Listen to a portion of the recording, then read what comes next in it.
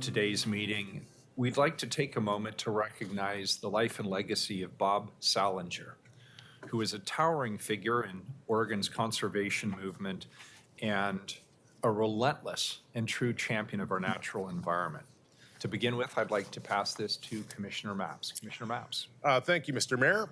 Today we have a pre-proclamation to honor the life and legacy of our friend Bob Salinger, who passed away recently. Bob, as you have heard, is a visionary leader in Portland's conservation community. His tireless dedication to protecting wildlife and preserving Oregon's natural beauty inspired a greener, more sustainable future for all of us. This pre-proclamation is an opportunity to reflect on Bob's extraordinary life and the lasting impact he has had on our city. Now, I would like to invite some of our bureau directors to the dais so that they can share their reflections on Bob's life and legacy. Welcome, and please come on up. Good morning. Morning. Good morning. Good morning, everyone. I'm Donnie Chiyama, the Director of the City of Portland's Bureau of Environmental Services. Bob Salinger's passing has deeply affected us at Environmental Services, where many of us have worked with Bob for years. His relentless advocacy and dedication to protecting the landscapes and wildlife that define our region made him a familiar and trusted partner, and we are heartbroken. Bob was ahead of his time, and his impact extended far beyond any single organization or cause. His work to restore our rivers, protect our habitats, and inspire conservation efforts across our watersheds was truly transformative. His passion and vision helped shape many projects that will benefit future generations, reminding us of the profound power and importance of conservation. We are honored to have worked alongside him and to share in his vision and his commitment to making Portland a healthier, more resilient place for people and wildlife alike. His passing has left a profound void in our community, but his life and work remain an enduring inspiration to all of us. I had the great pleasure to know Bob for several decades, and I could always count on him to tell me what he really thought. And I also always knew where his tender heart was. His ideas, input, and partnership with Environmental Services didn't just lead to projects. It helped build a culture of conservation and a broader understanding of why conservation is important. I know that many of you have your own stories about Bob. A cornerstone of his legacy was his ability to connect with people. His passion, determination, and vision touched each of us in many unique and memorable ways. On behalf of all of us at Environmental Services, I want to extend my deepest condolences to Bob's family, his colleagues, and his countless friends. Well, we've lost a part of ourselves with his passing. Please know that his spirit and legacy will live on in our work, and he will always be a part of our community and the environment he works so tirelessly to protect. I'm reminded of the words of the great poet Rilke. I circle around the primordial tower. I've been circling for 1,000 years, and I still don't know, am I a falcon, a storm, or a great song? Bob, I believe you are all three. Thank you. Thank you. Good morning. I'm Eric Engstrom, Director at the Bureau of Planning and Sustainability. Bob was deeply engaged over the past several decades in a long list of planning and sustainability projects. He's been a vocal participant on literally dozens of project advisory committees. He's been instrumental in shaping many plans, including the River Plan, our environmental program, the city's comprehensive plan, airport long-range plans, the industrial land strategy, climate policy, central city plan, and the decision not to build a marine terminal on West Staten Island.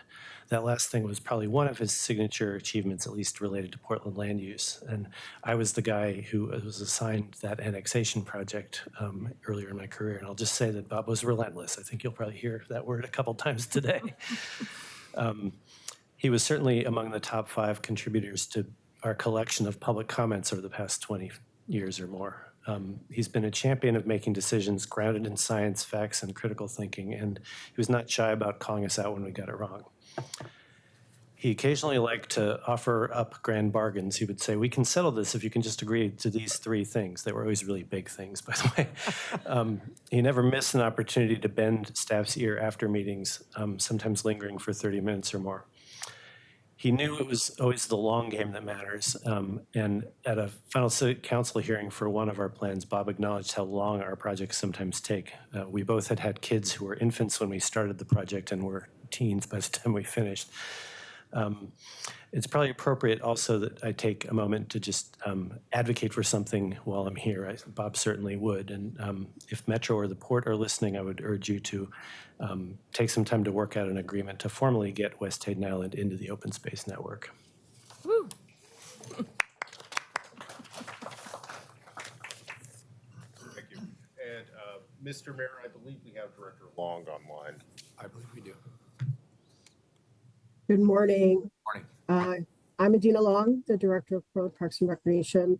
I'm sorry I can't join you in person, but I'm fighting a cold and I thought I'd try to keep everyone else healthy. On behalf of Vibrant Community Service Leadership and Portland Parks and Recreation, I want to share our deep sympathy with Bob's family and friends for their tremendous loss. Bob's death is a tragedy for the many, many people who treasured his depth of knowledge, passion, tenacity, and spirit. Bob served for 6 years on the Portland Parks and Recreation Board, where he spearheaded and advocated for countless environmental and conservation efforts. He was the first call from many of our staff for a laundry list of questions and perspectives on nature, land preservation, and wildlife conservation. Bob also served on the Parks Budget Advisory Committee and an alternative funding task force, lending his knowledge and expertise to ensure the Bureau was adequately funded to continue its important work. His longtime friend and fellow advocate, Mike Hawk, accurately described Bob as the fiercest conservation warrior he'd ever known. We at Portland Parks and Recreation wholeheartedly agree. No one could match his passion, and we're all better for it. As a city agency charged with the stewardship of the largest portfolio of green spaces, watershed, and wildlife habitat, we could not have asked for a more steadfast, educated, reliable, and beloved ally than Bob. City Nature Manager Rachel Felice shared that Bob was always generous with his time and expertise. She says he was equally willing to talk about small decisions or larger issues with both passion and professionalism. Forest Park Coordinator Liv Brumfield remembered Bob's efforts from helping to protect individual peregrine nests to action on massive infrastructure projects, not to mention law and policy. Liv added that Bob always showed up with what she called both heart and reason, demanding accountability and transparency while working collaboratively with partners. His passing is a profound loss, but Bob Salinger's legacy will live on in the communities and landscapes he fought so tirelessly to protect. Bob's legacy is and will remain entrenched in the natural world far and wide. Generations of Oregonians will continue to draw inspiration from Bob's years of efforts. Bob has a commemorative park bench in Cathedral Park, a location that he chose in 2014. We welcome his family, friends, and fans to visit and to sit and be inspired. May Bob's memory always be a blessing. Thank you. Thank you, Director Long. I want to thank our speakers for sharing their reflections today. And for those of folks who are watching online, I want to share this with you. We have a full house. We are privileged today to be joined by dozens of Bob's colleagues and friends and family. And I want to thank all of you for sharing this moment with us today. And as we all know, Bob's work and passion leave behind a legacy that will shape Portland for generations to come. For more than 3 decades, Bob championed efforts to protect wildlife and ensure that future generations could enjoy Oregon's natural beauty. Bob had a unique ability to rally people around the cause of conservation. His humor, collaborative spirit, and deep expertise made him a trusted mentor to many of us and an ally to so many in this community. Whether he was shaping policy or working in the field, Bob inspired action and proved that protecting our environment is a shared responsibility. I will remember Bob for his integrity and his unyielding commitment to holding all of us accountable as stewards of the environment. His dedication challenges us to continue the work he started and to honor his vision for a thriving and sustainable Portland. On behalf of this city council and the people of Portland, we extend our deepest condolences to Bob's friends, his family, and his colleagues. Thank you very much, Mr. Mayor. I'll hand it back to you. Thank you, colleagues and commissioners. That's sure. Very good. Commissioner Rubio. And you're muted. There you go. Thank you. I just wanted to say a couple words. This is really important for me to say a few things about Bob and his legacy. I was extremely saddened by his passing. I consider him a respected leader and a mentor and a friend. And I first met Bob well over a decade ago, probably nearing 2 decades ago. And we aligned at the intersection of our community work to protect communities and the environment. And even then, his deep, deep passion for his work, but also together with, as someone mentioned before, his big heart. It was hard to deny. He was a force and he left quite an impression on all of us. He was tenacious, he was fierce, he was a truth speaker, and he was a strong protector. This was his lifelong calling. And for more than 3 decades, his dedication has helped create this cleaner natural environment, protected our incredible, beautiful rivers and watershed, promote avian conservation. All this was beyond impactful. It was really, really, I heard someone use the word transformative. That's exactly what it was. When I was in this role, for all these last several years, I had the honor of working even more closely with him. And he was always, always generous and ready with his advice, with his opinions, and also with the white paper on his thoughts. And so that's what I really appreciated about Bob. He took the opportunities and knew where those intersections were, advantage of them. And we would have long discussions, and they were often very impassioned discussions because he was such a good advocate. And we talk about challenges and hopes for the city and all the things that mattered most. And he knew how to navigate and organize to force changes in the system that needed to happen. And he was adept at the art of negotiation and always aimed for that win-win. We truly have Bob to thank for all of a lot of the protections that were monumental protections that we now enjoy. He has shaped the state. His legacy and his impact will live on in his family, in the hundreds, thousands of people he's mentored, worked with, and lives that he's touched, and also for future generations. So my hope is that Portlanders will continue to recognize his legacy and that we all have a duty to honor him by emulating his strong example that he set for us to follow. My condolences to the family. Thank you, Commissioner Rubio. Commissioner Gonzalez. I want to acknowledge his family and the iconic contribution Bob made to the city of Portland.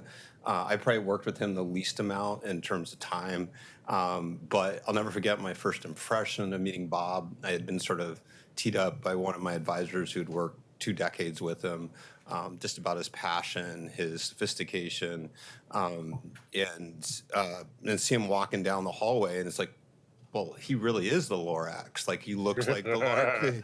And the words that come out of his mouth are like Lorax. His love for the environment, for the watershed, for the river, for the birds was real. It was passionate. I didn't agree with him on everything, but I never doubted where his love was coming from. And, at times the environmental movements in our community can go from embracing and protection of our watersheds and our rivers, and at times it rears to a kind of nihilism. With Bob, it was always that deep passion and protection and love, and it was never really in doubt. And so I just hope that his family can feel the love for him and his contribution to the community that will last many years past his time here. And even for guys who didn't always agree with him, deeply appreciate his contribution to our city. Thank you. Thank you, Commissioner. Commissioner Ryan. First of all, thank you, Commissioner Mapps and your office for organizing this pre-gavel memorial tribute. And to those with heavy hearts and soft eyes who are with us this morning in the chambers, I see many of you. Thank you for being here. It's noticed. And my condolences for your grieving. It's all hitting home. This big deal passing got more real. Portland's lost a legend. When I won my seat on City Council 4 years ago, I didn't know Bob Salinger, but I knew of Bob Salinger. That's the thing about legends. You hear about them well before you may have the privilege to meet them in real life. I was privileged to have dialogue with Bob Salinger, the legend, on a number of occasions over the last 4 years, and I can honestly say our dialogue did move me. Michelle Emmons, Deputy Director at the Columbia Riverkeeper, described him as I experienced Bob. Her quote in the Oregonian reads as follows: "He was a force to be reckoned with, but always held his ground with respectful discourse." What I respected about Bob was his willingness to do dialogue. We would meet about an issue. We would not be on the exact same page. He would listen to me. I would listen to him. And we would come out of an agreement, out of the meeting each other on our edges most of the time. And if not, we would agree to disagree. That's good dialogue. And it's democracy in action. Bob was a civic leader, and he knew how to civilly, and consciously engage. His heart was on his sleeve. Bob was able to listen and move people to a different place. His approach was active, genuine, and powerful. I hope that others who are mentored in Bob's style will bring more of that civic dialogue to conversations. I will think of Bob when I kayak on our mighty rivers. I remember that the river is much, much bigger than me. The sky above me is much, much bigger. And that Portland is a treasure because of our location. And we better take care of it. Bob understood how to steward our land, and as elected officials, it's our responsibility to steward this land with respect. Thank you again for being here this morning, to Bob's family for sharing him with us, and to the many Portlanders who will work to live up to his legacy. Thank you, Bob, for everything you fought for with all of your heart. The City of Portland will work to honor your memory. Thank you, Commissioner Ryan. Thank you, colleagues.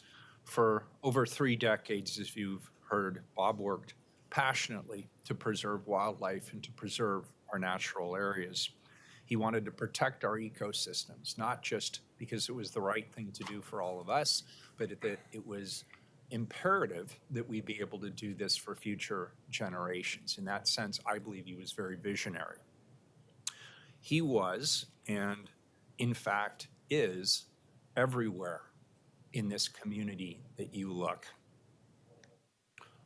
From his leadership roles with the Bird Alliance of Oregon and the Willamette River Keeper to his hands-on efforts restoring Ross Island and creating bird-safe buildings. That's an issue that he and I had plenty of opportunity to work on together. I learned a lot from him about that. Bob obviously infused conservation into every corner of our city. He's literally touched every corner of our community.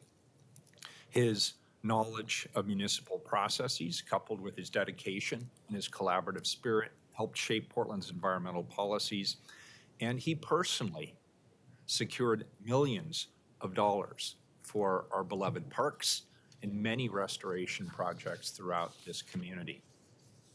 Beyond his achievements, Bob inspired countless individuals with his vision and his unwavering commitment to a greener future. There are probably many, many people in the environmental movement because they were inspired by Bob to be part of that movement. Bob's passing is a profound loss, but the legacy he leaves behind and the landscape protected and the people he mentored remains as strong as ever and will remain strong for many, many decades to come.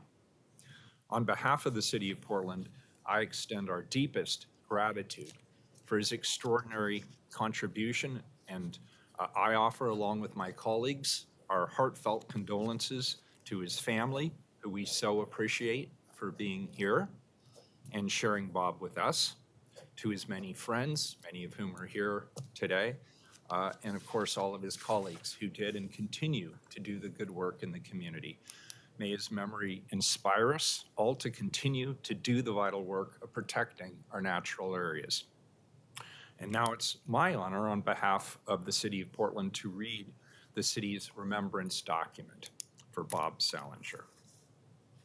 Whereas Bob Salinger was a passionate and unwavering advocate for Oregon's natural environment, dedicating more than 3 decades to preserving wildlife, protecting vital ecosystems, and promoting sustainable environmental policies throughout the region.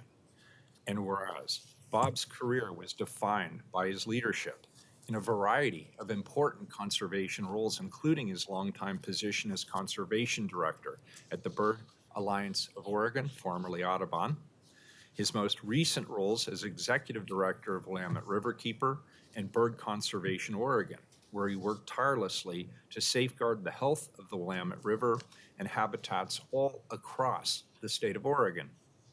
Whereas throughout his career, Bob's work focused on elevating the priority of conservation efforts in Portland. His tireless efforts to protect critical wildlife habitats and urban green spaces led to beloved greenways along our rivers, the development and accelerated implementation of the Portland Watershed Management Plan, restoring Ross Island, protecting the Riverview Natural Area and West Hayden Island, bird-safe buildings and backyard habitat certifications, amongst many, many others. Bob's deep dive and encyclopedic knowledge of Byzantine municipal processes, such as zoning, budgets, levies, ballot measures, and commissions, infused Portland's green reputation into all corners of government. And oh, by the way, it made him very successful as an advocate. And whereas Bob was known for his direct and hands-on approach to environmental work, which included rehabilitating injured wildlife, monitoring peregrine falcon nests, bringing elected officials and leaders to the river to demand the cleanup of Portland Harbor, and working with local communities to ensure the protection of natural areas through public education and policy advocacy. And whereas, as a respected voice in environmental law and policy, Bob was instrumental in shaping the broader region's conservation agenda, including his leadership in Metro's Parks and Natures program, which secured millions of dollars in funding for park acquisition and restoration, and his role in securing land for public parks and natural areas here in Portland and all across the region.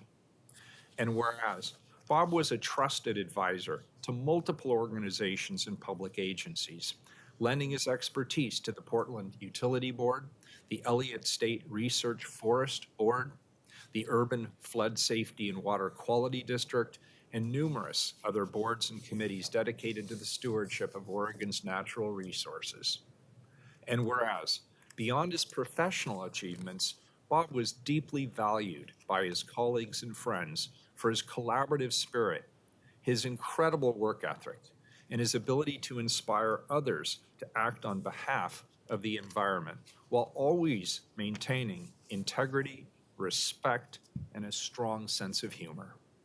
And whereas Bob's extraordinary impact on the conservation movement in Oregon was recognized through numerous awards and honors, including the David B. Marshall Lifetime Achievement Award, the U.S. Fish and Wildlife Special Achievement Award, and leadership awards from organizations such as the Friends of the Trees, the Columbia Slough Watershed Council, and DPAVE. And whereas Bob Salinger's untimely passing on October 30th, 2024, leaves a profound loss to his family, friends, city leaderships, our employees, and the Portland community, and to the many environmental organizations and leaders he mentored and worked alongside. Yet his legacy continues in the landscapes he helped protect, the policies he shaped, and the countless individuals who worked with him to carry forward his important work. Now, therefore, I, Ted Wheeler, Mayor of the City of Portland, Oregon, the City of Roses, do hereby honor and celebrate Bob Salinger for his extraordinary dedication to conservation, his profound contributions to the preservation of Oregon's natural landscapes, and his lasting impact on the future of environmental stewardship in our community and beyond. Bob, thank you from all of us. Thank you.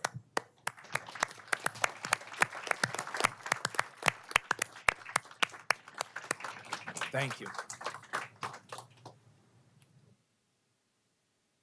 Yeah, why don't we take a 5-minute break? We're in recess. Yeah.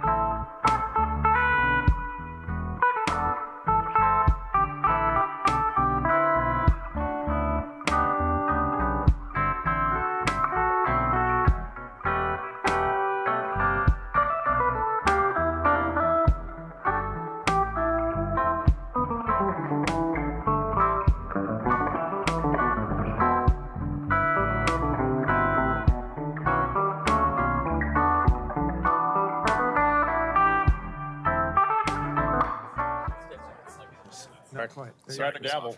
All right, good morning, everybody. We're going to reconvene, please. This is the December. We still have a long meeting ahead of us. Good morning, everybody. This is the December 4th, 2024 morning session of the Portland City Council. Keelan, please call the roll. Good morning. Maps. Here. Rubio. Ryan. Here. Gonzalez. Here. Wheeler. Here. Now we're going to hear from legal counsel on the rules of order and decorum. Good morning. Thank you, Mayor. Welcome to the Portland City Council. To testify before council in person or virtually, you must sign up in advance on the council agenda at www.portland.gov/council/agenda. Information on engaging with council can be found on the council clerk's webpage.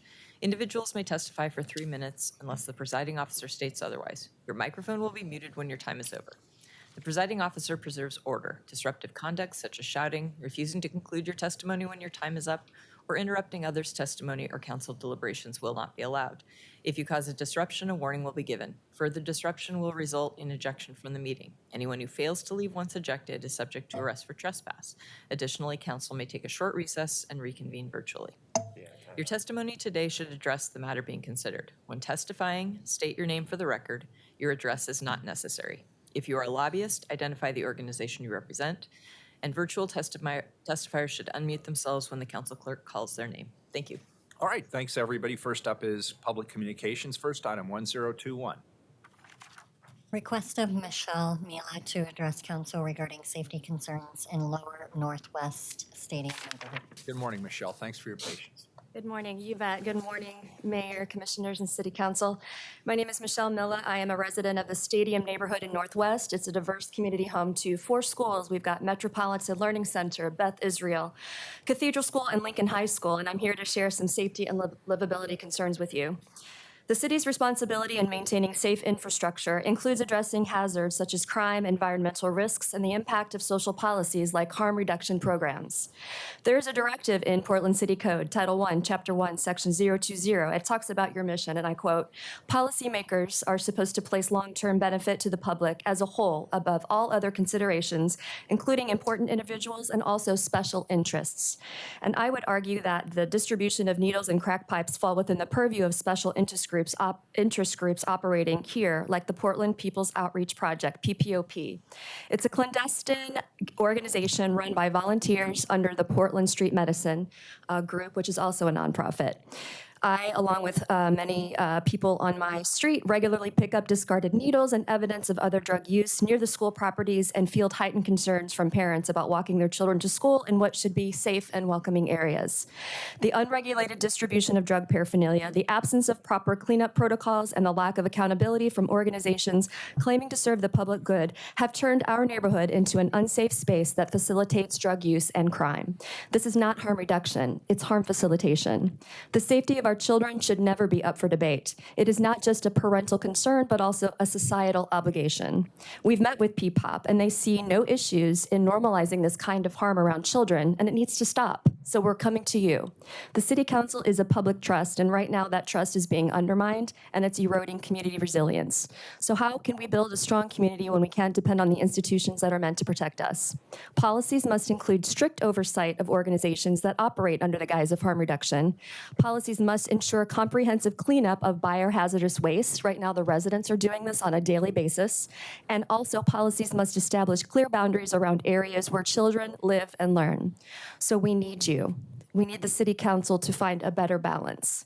We need to move these programs out of school zones. What I'm talking about is holding many things true at the same time. We can care for the vulnerable populations that rely on harm reduction services, and we can also create environments where families who depend on safe neighborhoods are part of our communities. Thank you for your time, thank you for your service, and I look forward to seeing Portland balance compassion, common sense, and safety together. We can do this, and we're here to help you. Thank you. Thank you. And before you disappear, let me just say I emphatically agree with you. And I also want you to know that this is an area that we are, in fact, increasing our attention. In fact, I had a meeting just the other day with the governor, the county chair, and others. The police bureau has increased its patrols in this area. We've also increased our social services outreach through our Portland outreach workers to try to get people off the streets and into treatment. We have also had specialized police missions in this particular area because we know it is a hot spot. And in fact, we track hot spots across the city. Southwest 13th is the largest hotspot in our city at present. So we know this is a significant area. We share your concern that it is in close proximity not only to Lincoln High School, but to the overpasses that are the primary means for many students to get to and from school. So I just want you to know this is not falling on deaf ears. We at the city agree with your assessment of the circumstances. We also have our Portland Solutions program actively engaged in this area. You mentioned the biohazards. Do not hesitate to call us if there are things that you see that need remediation. We are certainly prepared to help. You should not have to burden that. You shouldn't have to carry that burden on your own, you and your neighbors. So thank you, and I hope you will stay in touch with us and keep us apprised, and then that'll also give us an opportunity to share some of the work that we are doing in that immediate area. But we agree with you. That area is highly problematic, and we are focusing resources on it. Thank you very much for being here. Next individual, please. Oh, I'm sorry, Commissioner Gonzalez, then Commissioner Maps. Mr. Mayor, well, number one, I want to thank our speaker for coming in. Mr. Mayor, I want to thank you for clarifying what the city's doing on this. And frankly, I know Commissioner Gonzalez has thought a lot about this space in particular. I wanted to, if you had any thoughts on how to manage this space beyond what the mayor added, I'd be curious, but I don't want to put you on the spot. I mean, 2 months ago, I did a ride along with the mobile deflection with Portland Police, and primarily Old Town, the stadium area you're talking about, the county library. And what was so incredibly depressing, really twofold, is one, the medical needs of those on our streets. When we're talking folks who are suffering from opioid addiction, the corresponding medical challenges that are facing, it's not one medical issue. It's not one behavioral health issue. It's multiple. And that's, so as a society, what we're going to do about that is a complex, brutal question. And I don't think anyone really has a perfect answer. The second part of it was just how entrenched the enablement culture is in our city. And it's not just what the city does. It's not just what the county does. It's not just what the nonprofits do. You've got a lot of people that are actually genuinely trying to help.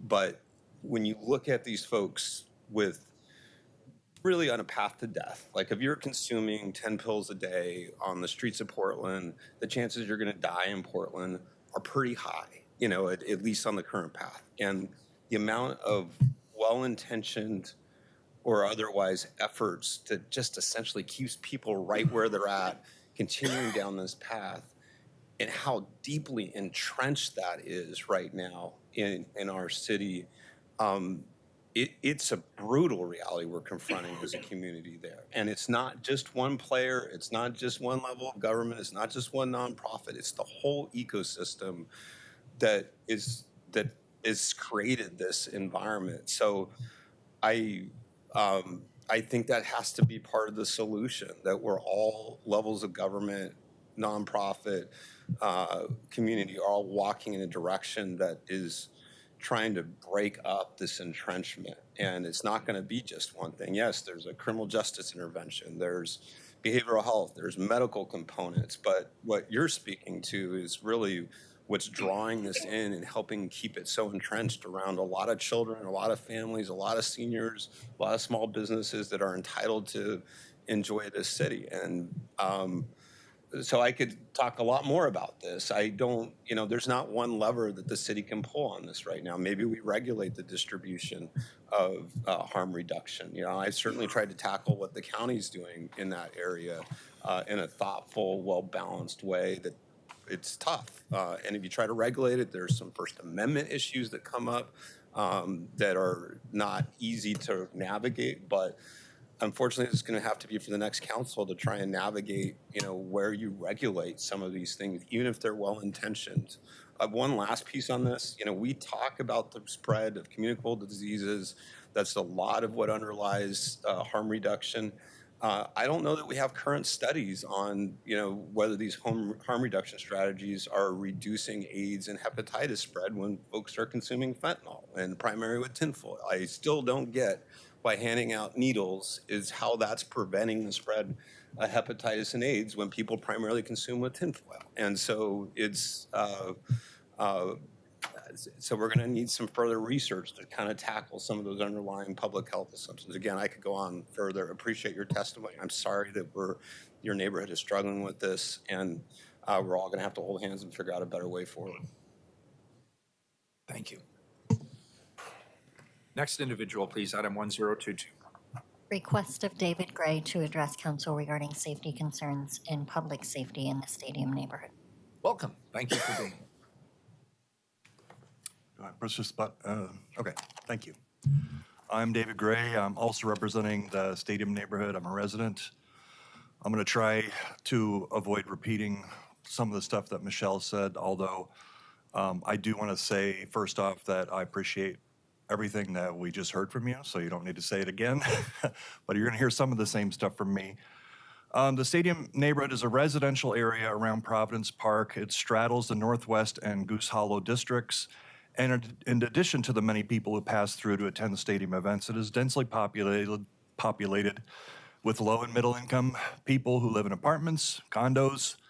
There are single-family homes, small businesses, churches, parks, and schools. And this is very important, I think, to recognize, many vulnerable and unhoused, unsheltered people who do not use drugs and have no choice but to share the streets with drug users, drug dealers, and the associated disruptive and criminal behavior, trash, and so forth. I also would like to shine a light on the so-called harm reduction initiatives. Michelle mentioned, they hand out needles and other stuff in our neighborhood every Friday.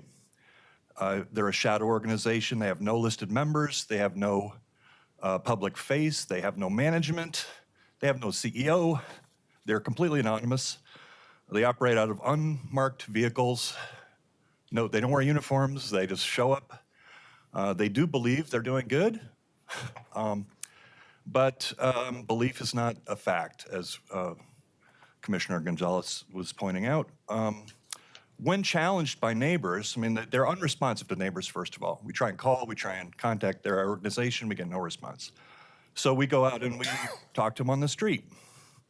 When we do that, they call on Antifa, people who wear black bloc and masks who harass and intimidate the neighbors as their defense because they feel somehow threatened by us trying to talk to them.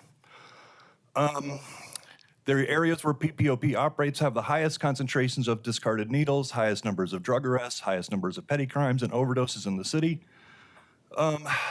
Our particular location is 1 block from a primary school. It's smack in the middle of a designated safe route to school and safety corridor. In addition to the unhoused people who don't use, all right.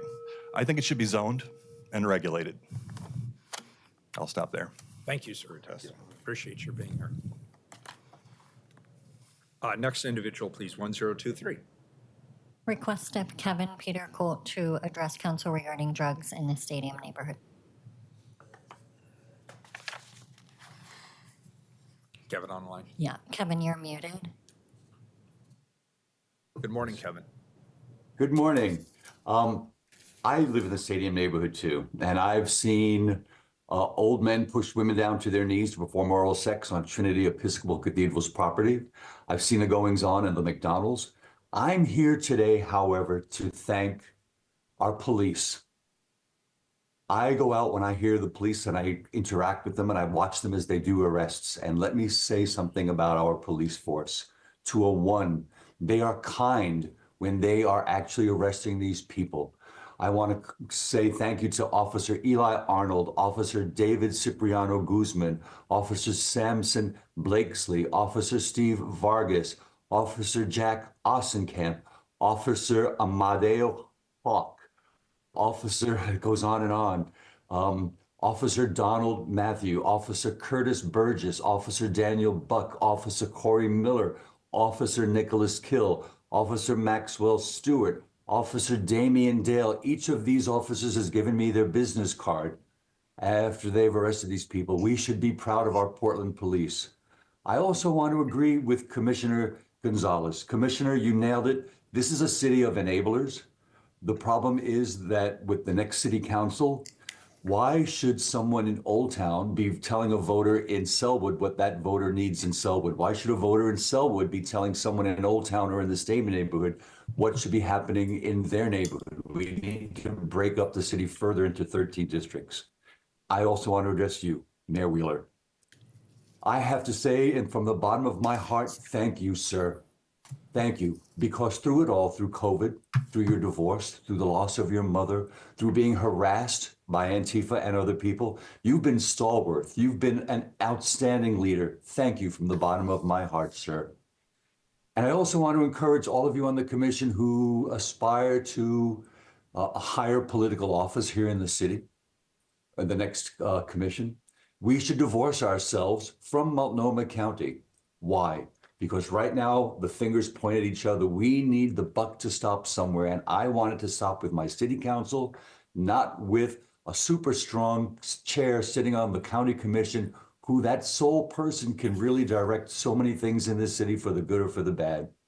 One more thing I'd ask of the city council. On North, we need stop signs in this neighborhood because the drugs come in from the 405 freeway. Okay, thank you. You have 30 seconds. Okay, the drugs come in from the 405 and this, we need stop signs on Davis at 17th, Everett at 17th, 18th at Davis and 19th at Davis to slow the traffic down and to protect all the children that go to school. Those streets are right out of school, a grammar school, so that would help those kids too. Thank you, City Council. I'm really happy to have been here today and hear how you've responded to us. Thank you. Thank you for being here and taking the time. And before you go away, Mr. Colt, a couple of comments. Commissioner Mapps. Sure. I just want to thank Michelle, David, and Kevin for testifying today. I think everyone on council is aware of the challenges that you face. I want to encourage you to lean into it. And as you know, in a couple of weeks, Portland will be operating in a new form of government. One of the things that I'd encourage you to do is to reach out to your elected officials who represent your district and engage in a conversation around some of the challenges you have. One of the things I hope our new form of government will do will be making us more effective at solving exactly these kinds of problems. So I hope you can engage in a conversation like this. I'm also going to ask our city administrator to take seriously your suggestions around specifically some traffic, putting up stop signs and whatnot. We've done this in other spaces that have been hotspots for crime, and in some instances we've had some success. So I hope that we can explore that moving forward. And I wanted to ask the city administrator, so if you're a citizen and you have a problem like this in the new form of government, what do you do? Do you call, is there a website that you go to? Do you reach out to your elected official from your district? How do you get action in a situation like this? Commissioner, all of the above. And I'll just say anyone can call my office at any time for any of those things. Deputy city administrators work as a team on these issues because sometimes they're cross-bureau issues, and so we can work collectively. And we are setting up 311 as the intake for constituent issues across the entire city. So there are multiple ways, and I would encourage them to call their new elected officials in their district also. All right. So 311, call your elected officials, and then the city administrator invited anyone with a problem to call his or her office moving forward, which I encourage you to do. The people beside me and behind me are really going to be on the front lines of figuring out issues like this. But I appreciate you taking time to talk to us today, and I appreciate everyone in the room who's going to help us fix this problem. Thank you, Commissioner Mapps. Commissioner Ryan. Thank you, Mayor. I just wanted to briefly acknowledge Michelle, David, and Kevin as well. I think you nailed it with your line about the fact that we can be compassionate and have common sense. I want to also acknowledge how proud I am to have served with this composite of the City Council the last 2 years. We've had the courage to pass policy that put us in the harm's way, if you will, with a lot of dissent from some of the groups you're talking about. And like Commissioner Gonzalez mentioned, it's so complex with all of us needing to be rowing in the same direction, and we're not. I think as a society, especially here in Portland, we struggle with what it means to recover. And recovery always takes some tough love, and it takes some consequences, or no one will ever recover. And I think all of us can relate to that, because in our personal lives, we've suffered the consequences of those who we've loved that haven't recovered. And so I don't think there's a big gap to get there. And I do hope that you form relationships with the 3 amazing people that will be serving District 4, and to keep that dialogue going. We have to have the courage as elected officials, as a nonprofits that we partner with, to be steadfast and recover as a city. Thank you. I'll just add one more word, if I may, Mr. Colt. Number one, I agree with you, and I agree with my colleagues. Accountability is compassionate. And when you do not hold people accountable, what happens is they often engage in even more dangerous activities that ultimately have a cost for them personally, for their families, for their friends, and for our community. So this council has, I think, led very strongly on the notion that accountability is compassionate. And I hope that the new council takes that up as well. On a personal note, Mr. Colt, thank you for your kind comments about me, but more importantly, thank you for your kind comments about our police officers who do the patrol in your district. As you certainly understand, the work they do is very difficult. I appreciate you calling them out by name, and I want you to know, as luck would have it, Aaron Schmautz, who is the head of the Portland Police Association and the representative of all of those employees, is here hearing your kind comments today. And I'm sure he'll pass those kind comments along. So thank you for saying so. Next individual, please, item 1024. Request of James Lee to address council regarding our musical future, part 2. Welcome back, Mr. Lee. It's good to see you. Thank you, Mr. Mayor. Excuse me. I'm James Bernard Lee. I reside in Southeast Portland and speak only for myself. Thank you for hearing me today. I've been communicating with council since the Goldschmidt administration and have gained respect for members doing these difficult jobs. I became friendly with Amanda and Nick, both of whom endured great tragedy during their service. I dedicate this to Charles Jordan, the most brilliant. I'm going to miss you guys. In my previous communication, I told how a charming and intelligent young lady had encouraged me to continue working on the concert hall problem. More than intelligent, she was brilliant from a brilliant family. Decades later, I discovered that her younger brother, Finn Ravendal, was the star student of the legendary Richard Feynman. Tune Ravendal is Norse, in English, music in the dark valley. How could so bright and beautiful a girl have so melancholy a name? Fred Hansen remarked that he had asked Vera Katz to chair the design committee for the Tillicum because he wanted a zero BS project. Mr. Hansen's criterion is lacking in the Keller PSU project. The mayor, rather than asking opera and symphony about needs, supports the problematic and speculative real estate cabal that has insinuated itself into our vital public university. Someone, I, must represent the public interest to counter that scheme, which, as Commissioner Matz has remarked, aims to sequester a large fraction of $1 billion of public funds for a quasi-private project. The way forward is for Mr. Hansen, Carl Lyle, and me to generate a perspective for what the symphony and opera actually want in the northeast quarter of downtown, north of Morrison, east of 5th. Excellent transit and a large city-owned parking structure are nearby. Also, we must proceed with a seismically upgraded Keller. The Broadway people want that. The mayor's cooperative plan results in 3 transcendently mediocre multi-purpose auditoriums for Broadway and nothing for opera and symphony. It lacks due diligence and is counterproductive.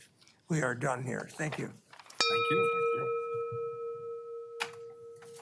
And last but not least, please, 1025. Request of Laura Curry to address council regarding boulder placements on Northwest 16th Avenue between Cooch and Davis Streets. Welcome. Laura's joining us online. Very good. Laura, you're muted. Here we go. And you can see me, I think. Yep, we see you and we hear you. Great, thank you. So I'm a resident in the Northwest community, and I've been listening to Michelle and David and Pete speak. And I'd actually like to shift my comments to address the same issues, experiences that they had shared. And I wanted to make a couple comments. I do also agree and appreciate Eli Arnold and the other officers that are in the area. They do great work for us. And Mayor Wheeler, I absolutely agree with your statement that accountability is compassion. And to that, the organization PPOP that posts up on 19th and Cooch every Friday night to distribute needles, distribute other drug paraphernalia, as well as women's sanitary supplies, food to go, safety, first aid things. What it is not a needle exchange. So I have lived in other cities. I'm in New York City right now doing work. I have lived in other cities where there is a needle exchange. That's accountability. There is no accountability. I clean up as Pete, as Michelle, as David do every day when I am home. I am cleaning up sharps. I'm cleaning up used foil. I'm cleaning up biohazards. I appreciate that there is a phone number that I could call for the city agency to address this, but I can't wait a day or 2 days or 3 days because this is my home and this is where I work and this is where kids move around. So that's why it's necessary for us as citizens to be out on the street cleaning it, including human feces. All of the things that go with people that are addicted and living out in the world. So that is an issue. I mean, it just doesn't happen quickly. I appreciate that 311 is a number that we can call, and I do use those numbers, and I do report camping, and I do all of that. And that takes days and usually weeks to be addressed for, reasons that are, the services are not robust enough, don't know. And in that intermediary time, there's heightened drug use. I am moving junkies out of the alley behind my building daily.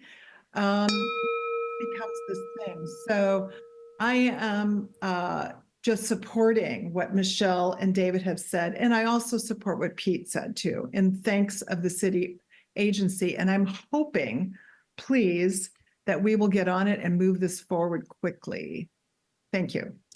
Thank you. I appreciate it very much. And by the way, maybe, Shuli, we could make sure that the new District 4 commissioners receive the link to today's testimony so that they are well-versed on what we've been hearing this morning. That completes the communications. Have any items been pulled off the consent agenda? One item, 1036. 1036 has been pulled off of consent. And could you please call the roll on the remainder of the consent agenda, Keelan? Maps. Aye. Ryan. Aye. Gonzalez. Aye. Wheeler. Aye. The consent agenda is adopted. To the first time, certain item number 1026, it's a resolution. Adopt the North Portland in Motion Plan.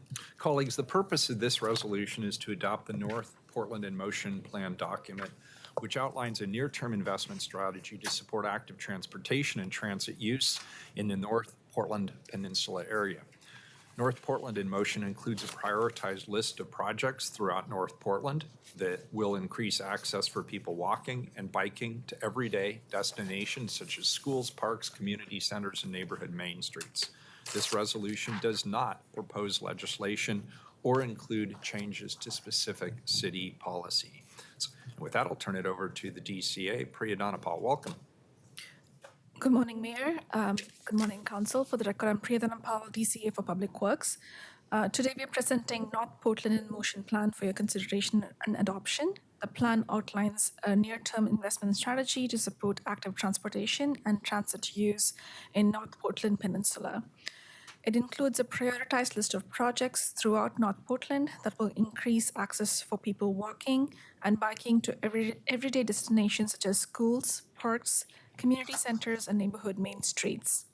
As Mayor mentioned, this resolution does not propose legislation or changes to specific city policies. Instead, it sets the stage for implementing the plan's recommendations by officially adopting the plan as a guiding strategy for North Portland's transportation infrastructure improvements.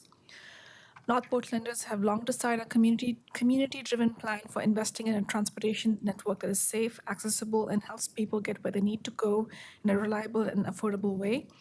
And neighborhoods in North Portland, especially those further north, are among city's most diverse and as far away from Central City as many neighborhoods in East Portland. North Portland is also home to many large-scale affordable housing developments, including New Columbia, the largest affordable housing development in the state of Oregon. Yet, this area has long faced challenges due to a number of unique natural and human-made barriers that disconnect it from the rest of the city. These barriers are most acutely felt by people seeking to get around without relying on a personal vehicle. North Portland deserves the city's attention and delivery of long-desired transportation investments to serve the area, and the North Portland in Motion Plan serves as a roadmap for how we get there together. PBOT has worked hand-in-hand with North Portlanders through a robust community engagement process to identify priorities and the needs for investment, and this plan honors that input through collection of projects and programmatic recommendations specific to North Portland. We are proud to present today the resolution today to adopt North Portland in Motion Plan. And with that, I will turn it to Mike Sertia, who will provide a short overview of the plan, and then we will hear from 3 invited speakers.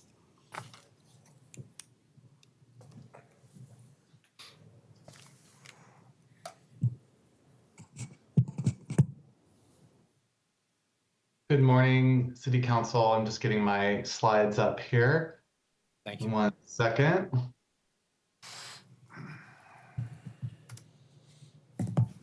Okay.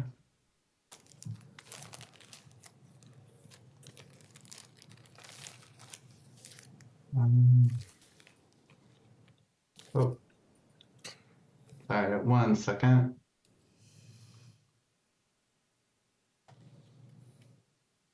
You'd think after 4 years of hybrid work, we'd have this down pat. Not at all. All right, I'll just do it this way instead. It actually did pop up for a second. Oh, okay, that's good. Let's see. There it goes. I think I'm sharing. Okay, I think that is. That's perfect. Yeah, you've got full screen now. Thank you. Thank you for your grace on that. Okay, good morning, Mayor Wheeler, Commissioner Maps, Commissioner Ryan, Commissioner Gonzalez. It's an honor to be here with you this morning. For the record, my name is Mike Saratella. I'm a senior planner at the Bureau of Transportation. And over the past several years, I've had the honor to be leading PBOT's North Portland in Motion planning effort, which I'll discuss with you this morning. I have a brief presentation that outlines the purpose of the plan, highlights our community engagement process, and outlines some of the key recommendations contained within the plan. And as mentioned, I'll be joined by a number of North Portlanders today who will each share and speak from their own perspectives about what this plan and planning effort means to them and their neighbors. So without further ado, let's jump in. North Portland in Motion is the result of a multi-year community engagement transportation planning effort focused on the North Portland Peninsula. Our study area focuses on the residential and commercial areas of the 7 neighborhoods of the peninsula, each with their own unique character and feel. This is an in-motion area plan, our 5th such plan after East Portland in Motion was kicked off this pattern of area planning in 2012. When we began the effort, we set 3 primary goals focused on both how we do the work and also what the end product is.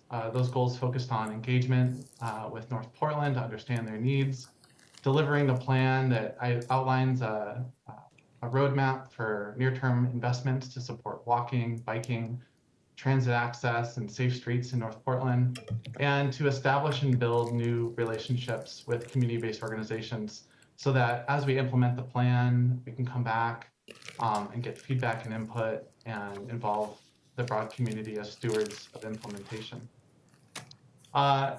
We believe we've met these goals through this planning process and are excited to bring this plan to you today to share and to get adopted. So we humbly ask Council to adopt North Portland in Motion and its recommendations by resolution as non-binding city policy this morning. This action allows us to commemorate and honor the work that we've done to date, leaving us also the flexibility to engage deeper with North Portlanders as we refine designs through additional engagement specific to each project, and that kind of subsequent project development work that happens as we implement projects on the ground. Our public engagement for this plan was extensive and took place primarily through the second half of 2021 through early 2024. We used a wide variety of methods to connect with North Portlanders, from traditional methods like public meetings and online open houses to more kind of flexible, adaptable approaches. Our goal was to meet people where they were, whether that was at the farmer's market or a school event or street fairs or other types of community events already happening in North Portland. We had several online open houses with strong participation at each point in the plan from neighbors all throughout the peninsula.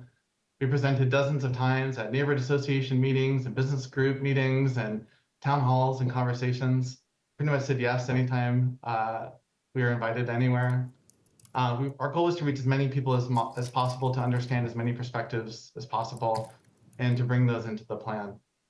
We also had a special emphasis on elevating and connecting with folks that have been historically left out of planning processes such as these.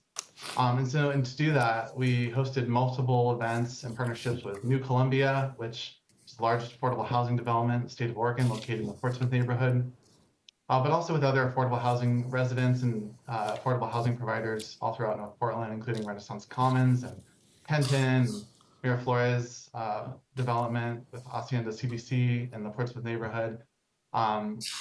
And we wanted to just make sure we were connecting with people in their in their neighborhoods and their communities to understand their localized issues. And so, as I mentioned earlier, one of those goals was to set up and establish those and strengthen those new relationships and bonds with organizations throughout the peninsula, so that again we could come back, connect, and make sure that we were doing right and honoring the input that we heard during the planning process. Sometimes these projects can take years to actually get on the ground. So it's important that we check our work at each stage of the process. And so we learned so much by engaging with a lot of these organizations listed here, not just shaping the individual projects and programs, but also helping us deepen our understanding of the transportation challenges and problems that North Portland in Motion addresses in the plan. So speaking of problems, North Portland in Motion really addresses 3 kind of key challenges that are unique to the North Portland Peninsula. This plan focuses on overcoming barriers to walking, biking, and using transit, both physical and social. What does that mean exactly? It means investing both in infrastructure and people, sort of the hardware and the software of our transportation system. For instance, this plan builds sidewalks and crossings so that people can access the bus on North Willis Boulevard. Line 4 and Line 35 connect Portsmouth neighborhood all over the city. But it also emphasizes, beyond the infrastructure, partnering with affordable housing developers in the area to make sure that their residents have access to PBOT's amazing transportation wallet for all program, which lowers transit costs and makes that lowers the barrier to using transit. This plan also focuses on improving neighborhood access. Recommended projects are built around providing safe, comfortable, and convenient access on foot and bike to everyday neighborhood destinations like schools, parks, community centers, libraries, main streets. We understand that North Portland, at the corner of the city, many folks work far from their home in the Columbia corridor or downtown, that walking and biking those long distances may not work for every single person. But when they get home at the end of the day, we want to make sure that they can walk with their kids to school, they can walk down to the neighborhood shop, they can access services without having to depend on a car. And this plan is grounded in the theory of transportation justice. North Portland is racially and economically diverse part of the city of Portland. And this plan prioritizes projects in areas with concentrations of lower income households, people of color, and addresses long-standing inequalities in our transportation infrastructure system. So what's in the plan exactly? The plan includes, the priority project recommendations included in the plan are divided into two major categories, neighborhood greenways and corridor improvements. Neighborhood greenways are networks of quiet, calm, local streets that connect people to everyday destinations like parks and schools, as I mentioned before. And corridor improvements, which focus on the peninsula's busier streets. These projects vary by context and need, but generally include elements like adding safe pedestrian crossings, upgrading street lighting to make pedestrians and bicyclists more visible, upgrading bikeways, especially on streets that cross major barriers like the railroad cut that divides St. John's from Portsmouth, or I-5, which divides the peninsula from the rest of the city, and improvements to access to transit, dignified places to wait for the bus, and ways to help speed up and improve bus time travel reliability. Together, these types of projects work together, creating a comprehensive network that offers a set of cost-effective investments that we can make at the city on a strong return on investment in helping improve access to these modes of transportation. In addition to projects, the plan also includes a dozen program recommendations, which go beyond individual projects and address things like street activation, community placemaking, and other partnerships with civic organizations, government organizations, schools, et cetera, sort of all the extra fun stuff that encapsulates all the work that we can do in the right of way. So the plan identifies a complete peninsula-wide network of neighborhood greenways, including 7 Tier 1 projects that we'll be focusing on first. Considered together, this greenway network, the new greenways here are in the darker green, the lighter green lines connect all the different networks together. They will provide direct access to schools, parks, community centers, commercial areas, all the important destinations that people love in North Portland. These are the kind of foundations of our safe routes to school system as well.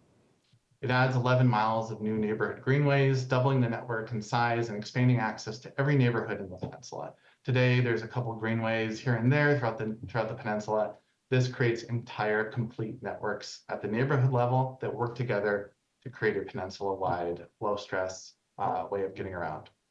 Some of these projects on the map here are already on the ground, built this last summer. Some are in project development now, and others will require more extensive and intentional community engagement as we refine our approach during our implementation strategy. The plan also includes many corridor improvement projects, including 9 Tier 1 projects. As I mentioned, these focus on enhancing bike and pedestrian safety, improving access to transit, and creating safer conditions for people driving. Elements vary, as I mentioned, but all these projects focus on kind of implementing adopted city policy, right? Building crossings that were identified in our pedestrian master plan, upgrading those key bikeways that connect neighborhoods across barriers, bringing our corners up to ADA standards, making sure that our bus stops are accessible and dignified places for people to wait as they access for transit services. In addition to the projects, the plan also includes a dozen program recommendations, which are distinct from individual projects intended to be kind of applied holistically. I don't have time to get into all 12 of them today with you. I wish I did. But some of the highlights from this section include strategies to maintain and expand the tree canopy in North Portland in coordination with our PBOT capital projects, partnerships with affordable housing developers to reduce costs for transit, improve access to shared and personally owned bikes, and opportunities for community-led street activation and placemaking. This was such a fun element for us during the plan process. We had a couple pilot projects, including partnership with the St. John's Booster to activate and add street furniture and other activation elements in the St. John's Plaza in downtown St. John's. And also working with James John Elementary students in the 4th grade art class to design and install one of the largest community murals in North Portland as a part of activation of the Charleston Greenway, which was built this summer. Here's a picture of that greenway here, showing that super amazing rainbow dragon that connects the main street to the school, to the farmer's market, to the library. So speaking of implementation, we're already working hard getting projects on the ground. We had a couple of tier 1 projects already hit the ground this summer, funded through our Fixing Our Streets program, which in 2020 allocated $500,000 for early project implementation of North Portland in Motion. In addition to programming those funds, we've also been opportunistic and strategic, leveraging our pedestrian network completion program to add high visibility crosswalks on our corridor improvement network, and also working with our Vision Zero team to add traffic calming and street lighting in response to a tragic fatal crash that occurred in fall 2022 on North Chautauqua Boulevard. And we've got more in the works with North Portland through a timely alignment with the Portland Clean Energy Fund's Climate Investment Plan. That plan programmed $20 million over 5 years to PBOT through what is called the Strategic Program 30 Active Transportation Small Capital Projects, of which $5 million has been allocated for implementing North Portland in Motion recommended projects starting this coming summer and going over the next 5 years. This mutually beneficial partnership reinforces shared values and commitments between PCEF and PBOT, specifically to decarbonize our transportation system, which contributes to more than 25% of carbon emissions locally, and centering investments to benefit priority populations and underserved communities. A particularly exciting project in the works for this summer is a series of neighborhood greenway connections all throughout the Portsmouth and University Park neighborhoods, linking schools and parks and affordable housing developments all together. This was a major project that emerged through our engagement in New Columbia and Hacienda CDC, and we're excited to deliver on this project. And so this brings us to the end of my presentation. We have so much exciting work ahead of us. I'm excited to talk with you all and answer your questions. I just want to close by thanking all of you for your time and consideration this morning. I want to thank my team at PBOT, who I value and love and appreciate more than words can say. I want to thank the members of the plan's community advisory group who worked incredibly hard and challenged us as a city to deliver a great plan for North Portland. But most of all, I want to thank the countless North Portlanders who spent time engaging with us over the past 3 years to shape and mold this plan into what it is. This plan is a love letter to North Portland, built for and by people who love this special little 5th quadrant so much. Thank you, North Portland. Thank you, Mike.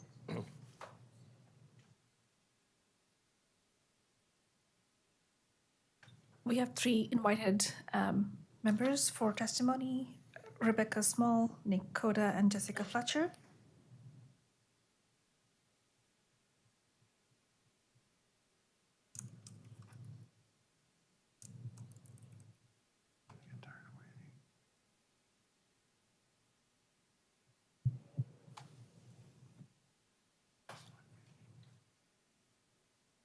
Welcome.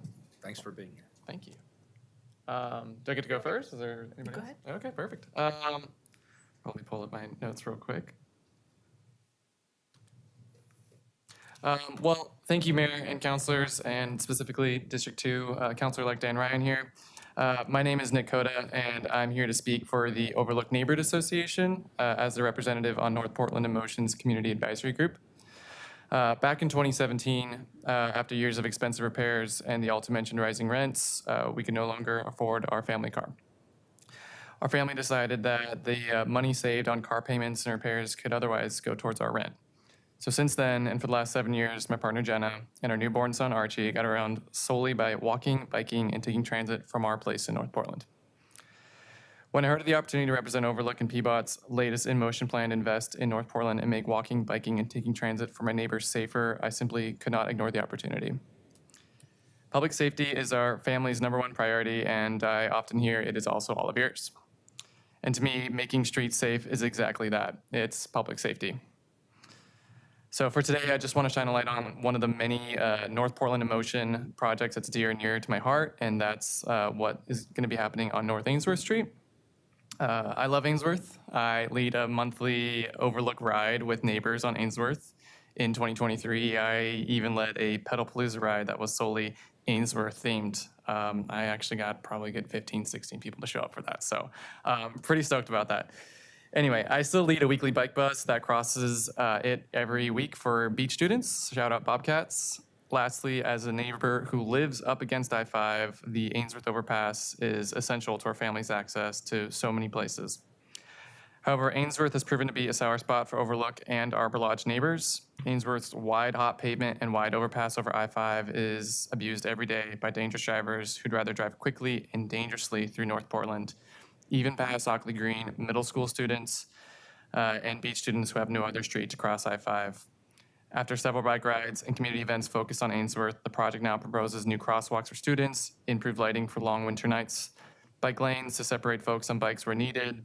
It also extends North Portland's all too small tree canopy, all in essence to calm traffic. All this adds together so that Ainsworth can go back to being a quiet neighborhood street Overlook and Arbor Lodge residents need to be. Without any investment, Ainsworth acts as a barrier for our communities instead of a connector. So overall, what our group and PBOT staff have compiled is just one small piece of projects, and it will do wonders to make North Portland streets safe and welcoming for those of us who rely on walking, biking, and taking transit, and for the many of your constituents who don't have a choice. I am excited to see these projects get greenlit and bring much needed investment in North Portland streets. Thank you, commissioners, and thank you, PBOT staff, for your continued work. Thank you. Thank you. Thank you, Nick. I believe Rebecca Small is online. All right. Good morning, members of City Council. My name is Rebecca Small, and I had the honor of representing Friends of Columbia Park, a local stewardship group for Columbia Park in North Portland in the Kenton neighborhood, and also as a 10-year resident of the Kenton neighborhood in the North Portland in Motion process. If you've spent any time in North Portland, you know what a special place this is to live. We have such a wealth of parks and wonderful small businesses that are really the beating heart and soul of our community. And North Portlanders do not want to gatekeep. We want everyone in the city of Portland, and we want all of the residents of North Portland to be able to access those special places. We want people to come with their whole families to visit Columbia Park and walk through our incredible tree canopy. We want to bike with our friends up to Cathedral Park for the Jazz Fest in the summer. We have so many things throughout the neighborhood that just create an incredible quality of life for our neighbors. And we want everyone to have access to them. We want it to be safe and comfortable for people to get to those things on foot, by bike, by transit, or by car, if that's how they choose to travel. But we do have barriers. We have some major barriers. We have some state highways in the neighborhood, Lombard, Columbia. We have some physical barriers. We have the University or the Union Pacific Cut that bisects St. John's from the rest of the city. And we have edge barriers like I-5. And then we have so many little missing pieces in our network of greenways and corridors that just make it very difficult to have a safe and pleasant walk to get to one of those neighborhood parks, or to travel to our local business district on Denver Avenue to hit up the best burrito joint in town. And all of those little barriers add up. We are so excited about the North Portland in Motion project. North Portland in Motion is a plan that fills in those little gaps. It connects those dots. It fills in all of those little disconnects and makes a network where we can travel safely and comfortably across our city so that everybody, no matter what mode they're coming by, is able to get to those small businesses, to experience our parks that enhance our quality of life and make this a neighborhood that we're proud to call home. Having all of these small projects consolidated into a single plan also positions us to be opportunistic. When funding opportunities arise or when a grant opportunity comes across, we have these plans we have all of these projects in a plan ready to go. We can pull one of those projects off the shelf and fund it. And just piece by piece, I know we're going to fill in this network, and we're going to create this connected system where all of us in North Portland can travel around safely to get to wherever we want to go. We've already seen some early successes with Willamette Boulevard. It gives us so much optimism and hope that this is going to be a project that the city commits to fulfilling and funding. So I would strongly encourage City Council to please adopt this plan that would mean so much to our neighborhood, so much to our residents, this plan that would make it possible for people in Kenton from all boundaries of the neighborhood to walk with their kids in a stroller, to walk their dog from their home directly to Columbia Park, and just really get to experience what makes our neighborhood the place that we love to live. So please help us connect all of these dots by adopting the North Portland in Motion project. And I would finally just like to let council know how wonderful city staff has been throughout this process. I work as a bureaucrat for another local government, not the city of Portland. So I know a bureaucrat when I see one.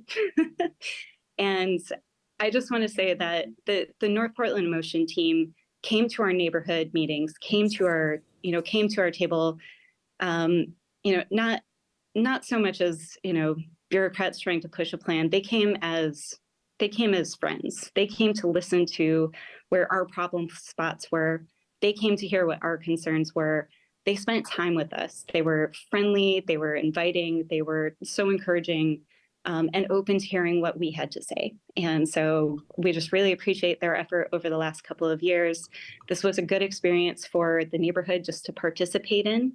And I think we've come up with a great plan that we're all proud of, and I hope for council's adoption. Thank you. Thank you. Thank you, Rebecca. We have one more invited testimony from Jessica Fletcher. Hello.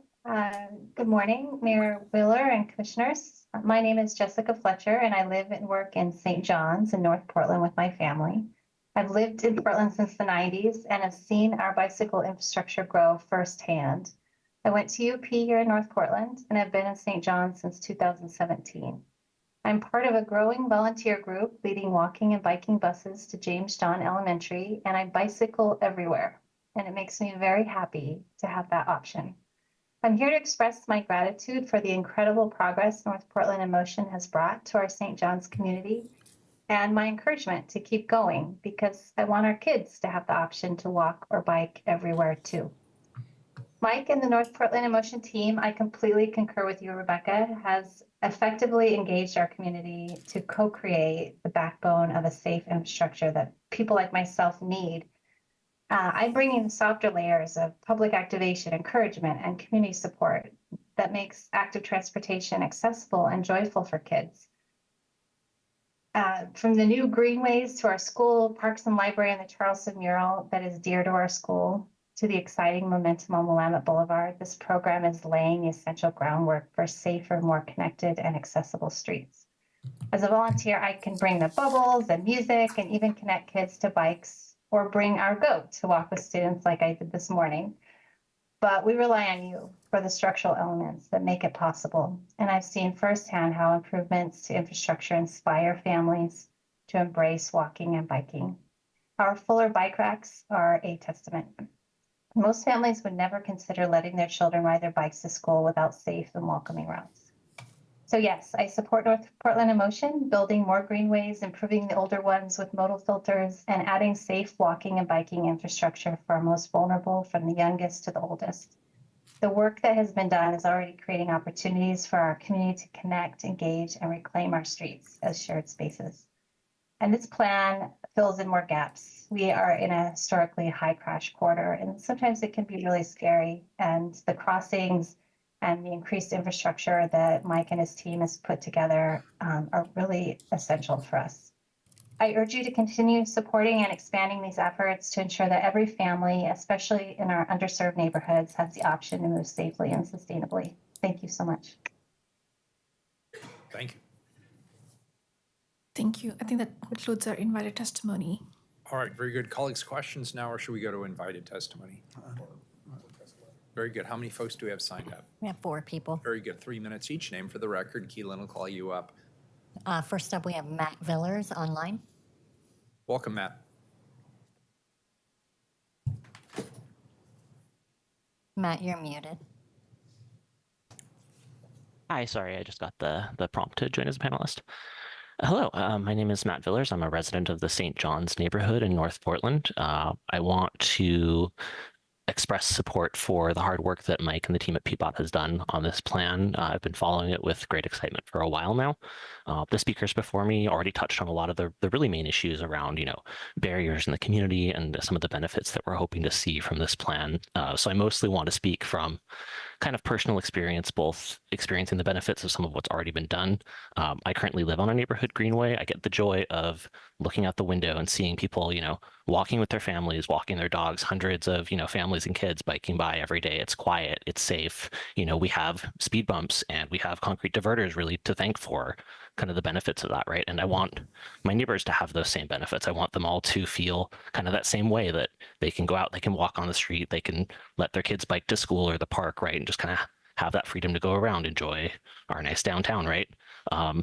I really appreciate the recommendations in the plan, even addressing things like Lombard, the St. John's Bridge. We have Forest Park right on the other side. We have the bridge is arguably the most iconic landmark in the city. And it's kind of a shame that the only really safe, comfortable way to visit is in a car, right? Like, how great would it be to be able to hop on a bike with your kids, cross the bridge and go to the Forest Park trailhead, So really, there's a lot of things in here that are great recommendations that we're already seeing benefits from and that I'm really looking forward to in the future. Even for like getting across the cut for transit access for some of our neighbors, especially further north in St. John's, who have quite a walk to even get to a bus stop in the first place, right? So again, just very excited for this. I hope that we'll be voting to adopt it. And thank you very much to everyone involved and everyone who's come to speak in support. Thank you. All right, that completes. Oh, sorry, we actually have 3 more. Oh, I'm sorry. Yeah, I'm sorry about that. Thanks, Keith. Next up, we have Allie Holmquist online. Welcome, Allie. Thank you. Good morning, Mayor and Commissioners, and thank you for the opportunity to testify today. I'm really excited to be here. And for the record, my name is Allie Holmquist. I am here to offer strong support for the North Portland in Motion plan. It's a vision which will transform our community. As a participant on the community advisory group, I have seen firsthand the incredible effort and collaboration that went into crafting it. And I want to echo Rebecca's shout out to Mike and PBOT staff here for that. I am also really proud to say each of us as representatives from across the quadrant can specifically point to projects that were included to address needs that we expressed. We work together not only to identify those projects, but prioritize them based on community needs. These are improvements that will make a real difference in the lives of residents across North Portland. The plan's a game changer for people like me who regularly walk, run, and ride in the area. It addresses critical barriers with marked crosswalks and protected bike lanes on key routes such as North Willamette Boulevard. For instance, the early completion of the bike lane gap between North Ida and Richmond, which is part of my daily bike commute from St. John's to the Lloyd District, has already had a profound impact. It's safer now. I no longer have to dodge parked cars and traffic has slowed, making the street feel calmer and more inviting. Like Nick, I'm looking forward to a similar future for Ainsworth. But this plan isn't just about transportation, it's about building a safer, more connected community. It creates low-stress greenways that families can use with confidence to get to local parks. It calms traffic for students walking, rolling, and riding transit to the University of Portland, and it improves access to vital destinations like libraries and schools. It also connects affordable housing to commercial districts with safer crossings on major streets and new bike lanes to Lombard's business corridor.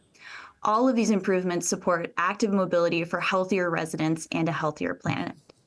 This plan is particularly powerful because of its commitment to equity. It doesn't just focus on improving infrastructure, it works to remove barriers for marginalized communities. By expanding initiatives like Bike Town for All and the Transportation Wallet program, it will make biking and riding transit more accessible, especially for low-income residents who often face the greatest challenges in transportation.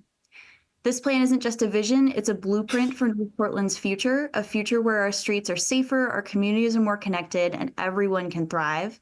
I urge you not only to adopt this plan, but to commit to its implementation with the funding and support it needs. There's a huge opportunity to partner with the PSEF program to see this blueprint become a reality. Your leadership will be critical to ensuring that all the different agency partners will come together to realize it. Thank you.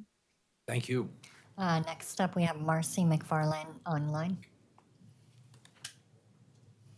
Hello, my name is Marcy McFarland. I'm a longtime resident of North Portland. I moved over here in 1988 when nobody would move into this neighborhood. Although I do appreciate a lot of the bike transportation needs that we do hold, there are some problems with some of this program, and I have voiced my opinion, so that is why I'm here again today. Everybody talks about low barriers to transportation, safe routes to school, yet where I live off Interstate and Going, we have a large homeless camp, which is completely covered with drug addicts, and putting in a bike lane or improving the walkway is not going to stop that. We need to clean up those areas. You know, we have the large street takeovers along Detroit, so putting in a bike lane is not going to stop that. I agree that we do need safer routes. Changing Alberta to 1 lane so that kids can get across the highway. I agree that those sidewalks should be widened, but I think that you're going to end up with a lot of backup on that street. I appreciate what Jessica and Mike and Rebecca have said, as well as others, that our neighborhood has been underserved in many ways. But as somebody who just went through the death of my husband and having to use my car to get him around, I found it quite difficult to get around with a lot of the bike lanes. Grocery shopping for a family of 4 on the mass transit is not a way to it just doesn't work. You can't carry toilet paper and a gallon of milk and everything else you need on TriMet. And let's look at TriMet. I mean, last time I took TriMet, I sat next to 2 people smoking fentanyl. So we wanted to have it safe, but we still have a problem with a lot of the other things that are happening in our community, especially North Portland. I would like to see, you know, you talk about the bike racks being filled. I'm a block from Beach School. Those bike racks are not filled. I do not see those bikes filled. I see kids riding. I also see bicyclists who blow through the stop signs on Alberta, and I'm almost hit them. They're not supposed to blow through that, but they do. So I think that we need to relook at some of the things that are doing. There's a lot of things that are happening that are really good, but there's a lot of things there that just aren't working. And I think that if we clean up our streets better, we'll have safer routes. So let's get rid of some of the problems that we have before we start making new ones. Thank you for your time. Thank you for being here. Appreciate it. Next up, we have Janae Despain. Welcome. Janae, doesn't look like they're here. That completes testimony. All right, good. Colleagues, any questions? Yeah. Commissioner Ryan. I guess I'm from Mike. Mike, you're there. There you are, Mike. Hi. Good work. Got a lot of praise and attention today, and that's obviously well-deserved, so thank you for your service. Couple questions. One is, I just want to know the difference between a Tier 1 and a Tier 2 greenway. I was trying to figure that out. I was looking at your map. Yeah, no, thanks for asking the question, and thanks for your words of praise. I know you love North Portland very much. I do too, and I'm excited to be working with you on the new district with the new District 2 framework. on realizing a lot of these projects over the next couple of years. So the big difference between a tier 1 and tier 2, you know, when we started this plan, we had a lot of ideas. We actually had way too many projects, and we had to do some filtering around what was something that we felt was a top tier and a second tier priority. And so we looked at network completion, gaps in the network, connections to destinations, neighborhood demographics, any kind of crash history, speeds, and different things like that when trying to suss out what should we bite off first with this plan. And so that was the differentiating factor with the greenways in terms of putting things into tier 1 and tier 2. That said, so the tier 1 projects are going to be our focus first, right? Those are the ones that we're going to actively program resources against, actively do community engagement and project development with to get on the ground. However, as I think Rebecca mentioned in her testimony, we are opportunistic when we are implementing these projects. And so if there's a leverage opportunity, if there's a grant funding opportunity, we will pursue any of these projects as much as we can, as quick as possible. So yeah, tier 1 tells us let's work on these first. But when we look at the whole picture, we keep our eyes open and look for ways to get things done as quickly as possible. Okay, so tier 1 is like a phase 1. It's more sequencing. It's not a structure change. Exactly. Okay, I need to ask that question.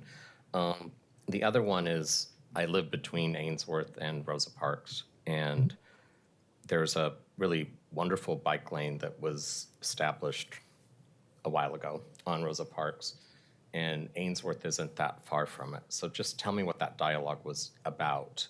Is there problems with the Rosa Parks bike lanes? No, not specifically. I think the genesis of the Ainsworth project kind of came out of two places. One is that we heard input and feedback from Arbor Lodge and Overlook neighbors, concerns about speeding traffic cutting through the neighborhood. Mostly around the PM rush hour, mostly regional traffic cutting through to access the freeway ramps down on Greeley, right? So we had done some neighborhood greenway projects in the area on the western side of Arbor Lodge, on Bryant Street, on Delaware, and people had seen how managing traffic, slowing down speeds, managing traffic flows has helped not just build out new greenways, but also help improve neighborhood livability and keep our local streets quiet and calm. And so Overlook neighbors, Arbor Lodge neighbors kind of reached out, raised this issue, and we looked at it, and that was sort of the genesis of the project. We said, hey, I think we can treat this as a neighborhood greenway. It actually serves a little bit of a different type of trip, serving the neighborhood access to Ockley Green Middle School and across the I-5, kind of a little bit more of a quiet and calm type of experience for people walking and biking. But also, can we address some of these longstanding issues around cut-through traffic? So in many ways, the Ainsworth and Rosa Parks projects work together. Think of Rosa Parks and Willamette Boulevard together as this like super bike active transportation highway linking St. John's to Northeast Portland and so on and so forth. Whereas Ainsworth is really much more focused around that local neighborhood access and really around Arbor Lodge and Overlook to Ockley Green to Interstate and across I-5. Yeah, and there's also one on Concord, a greenway. So yeah, that's your north-south and your east-west. And I think where I'm getting out of this is I try to not drive on greenways because when I bike, I like it when there's no cars on there. And so, and I wish Google Maps would not navigate us towards those. You ever looked into that? It's a further conversation. My point is, I appreciate that, first of all, I'm supportive of this. And I'm going to be serving with two amazing people in District 2, and we'll be digging into this further. But I just wanted to get some context setting on that. And so the Ainsworth one just popped out because you also hear from neighbors when we have bike infrastructure that's really close together. Then you have people who do need cars, like one of the testimony that they don't know where to go sometimes. And then there's that area. Sorry, my colleagues, I'm going to get really micro on this neighborhood. Welcome to the new city council at this moment. Yeah. west of Greeley, where they're feeling maybe trapped on how do they take a left turn, how do they access the businesses down in Kenton. And so I know that these are recommendations and things will be worked out. So I just hope that we continue to listen to those voices who, like me, support bike infrastructure and just want people to be safe and are trying to find places where cars can drive and then not be in the way of bikes and pedestrians. Does that make sense? Absolutely. Yeah, absolutely. I mean, I commit to, specifically with Ainsworth, I'm a little North Portland moment here, getting into the weeds, but when we identify that project, what we're saying is like, this project deserves our attention. It deserves our focus and effort.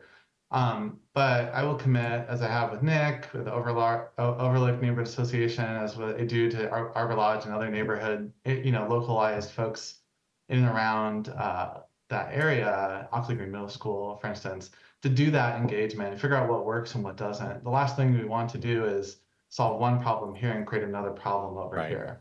And that's the dialogue we're having right now, and I can see you're open to that, because I know when you're forced to take a right there, then you'll have to take a left off Greeley, and good luck trying to take a left off Greeley in many hours of the day. So EBOT will probably have to look into left-hand turn signals if in fact that goes through. So you don't have those on there, you know that. My other question is, I didn't hear anything about freight, and we know that North Portland has a lot of our industrial land, all the goods and services that people who bike and others want to have goods come to their doors. And Columbia Boulevard's obviously one of the main expressways. There's been some indigestion from some freight people when we made the change on Lombard and we went to one lane, so it's harder, it's tougher to get through. And I just wanted to know, what was the engagement like with that community who need to navigate through North Portland as well? As you mentioned, we have designated byways of Highway 30 and such. Absolutely. So in terms of, when we were scoping an area plan for the neighborhood, early on, we made a decision to really focus on smaller scale, small cap projects that are more neighborhood focused and all of that. Freight projects are essential, and Columbia Corridor and all the goods and all the jobs and all the economic development that happens around Swan Island and all that is totally essential to our city's economic growth and economic future. Many North Portlanders work in these areas as well. But we made a decision based on the anticipated project budget. We're talking about a $5 million over 5-year investment. 1 or 2 traffic signals on Columbia Boulevard would probably be about $5 million. And so we decided to focus kind of south of Columbia, essentially, focus on those neighborhood streets or those smaller improvements, and let freight, and in the plan, I do identify a North Columbia future action that we need to really look at how that street works for freight access, but also for safety and other operations that happen on that corridor. It was just outside of the scope of what we could honestly fulfill with this plan. And I always wanted to be as authentic and forthright about the expectations that we set with community when we do these planning processes, because I want to deliver it on the terms that we set out when we engage with the public. That's fair. And thanks for right-sizing this about how this is smaller scale. And I was also thinking about the big loop and how this would coordinate with that. And now it makes sense that this is more micro boutique changes, if you will, and not large scale ones. Anyway, thank you for this dialogue. I appreciate it. Absolutely. And, as the world changes next year, we'll make sure to work through the appropriate channels with District 2 City Council to engage and communicate about these plans as we get them on the ground. Thanks. All right, very good. Colleagues, any other questions? Seeing none, please call the roll on the resolution. Maps. I'm delighted to vote in favor of adopting my mic on. There you go. As I was saying, I'm delighted to vote in favor of adopting the North Portland in Motion Plan. I should have started out by saying I very much appreciate all the public testimony we heard today. I think we have learned that this initiative is more than a transportation strategy. It is a commitment to equity, sustainability, and community-driven development. This plan addresses long-standing concerns of North Portland residents, from disconnected biking and walking networks to unsafe crossings. This plan also prioritizes investments in underserved areas, ensuring that all Portlanders, regardless of income or background, can move safely and affordably through their neighborhoods. Today, we've learned an awful lot about the extensive community engagement which helped shape this vision. And through that engagement, we are fostering trust and building a transportation system that reflects the diverse needs of North Portland. And by adopting this plan, we are taking a meaningful step towards reducing carbon emissions, enhancing mobility, and improving the quality of life in North Portland. I want to take a moment to recognize PBOT and the many community members who contributed to this transformative plan. I vote aye. Ryan. First of all, thank you, Mike, for your earnest work. It was really clear by those who testified that you've been a partner that they can trust, and you brought a lot of neighbors together, and that's not easy, and yet it's necessary. And I also appreciate the work that has gone into this plan with the stakeholders that went beyond even those mentioned. I know that neighborhood associations said they've been engaged as well, so thank you. I'll be tracking this project, obviously, and I'm requesting to be updated and pulled in for as you consider making edits with my fellow District 2 councilors-elect Perdokini and Canal. And so with good faith, with hopes of improving neighborhoods together, I vote aye. Gonzalez. Aye. Wheeler. I want to thank all of you who have worked tirelessly on this. I know there's many, many folks at PBOT who've had a handle on this and will continue to do so. I vote aye. The resolution is adopted. Next time, certain item, please. Item 1027. Declare 3.4 acres at Washington Park, formerly used by the Portland Children's Museum, as surplus property, and authorize Portland Parks and Recreation to take all actions necessary to dispose of the property through sale to Metro for $3 million. I would like to thank DCA Sonia Schmansky, EPA, and our Director Adina Long, and the Oregon Zoo Director Heidi Ron for bringing this item forward to us today. I'll turn this over to Director Long. Thank you, Mayor Wheeler. With over 3 million visitors each year, Washington Park is Portland's most visited park.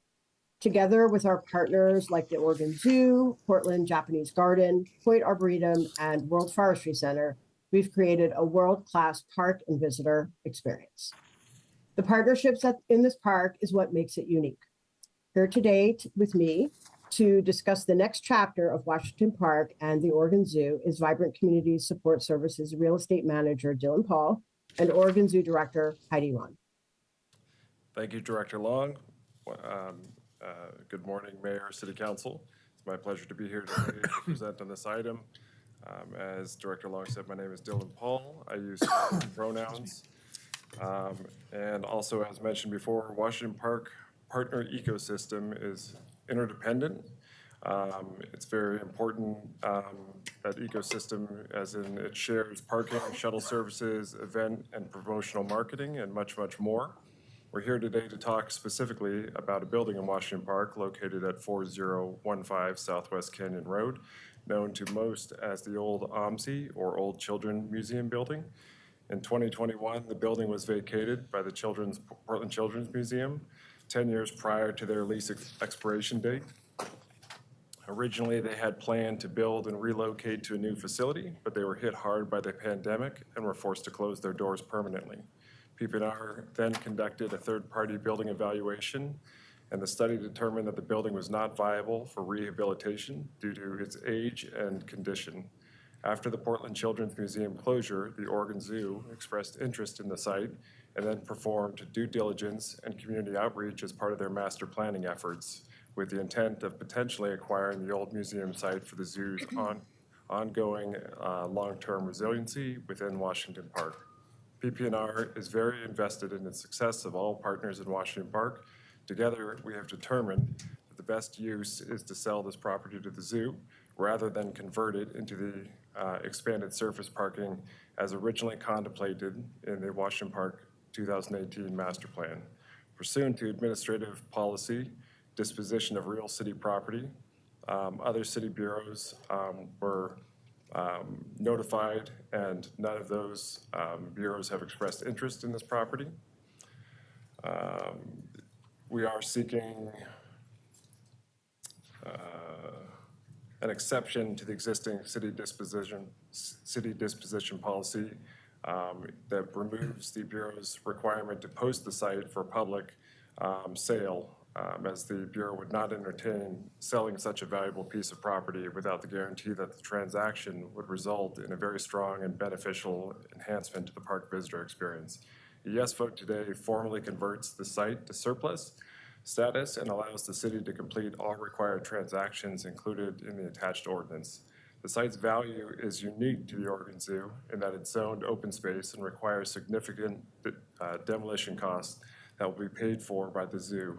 The Oregon Zoo and Portland Parks and Recreation good faith negotiations evaluated this property's value and cost of demolition of the existing building. The price determined during these negotiations was $3 million, a fair price for both parties. It is my pleasure to now hand this presentation over to Zoo Director Heidi Ron. Good morning, Commissioners and Mayor. I'm Heidi Ron, Director of the Oregon Zoo, and I'm happy to be here today in support of the Portland Parks Ordinance concerning the 3.4-acre property directly across Southwest Knights Boulevard from the zoo in Washington Park. I want to share a little bit about the Oregon Zoo's past, present, and future in the park and provide context for this property.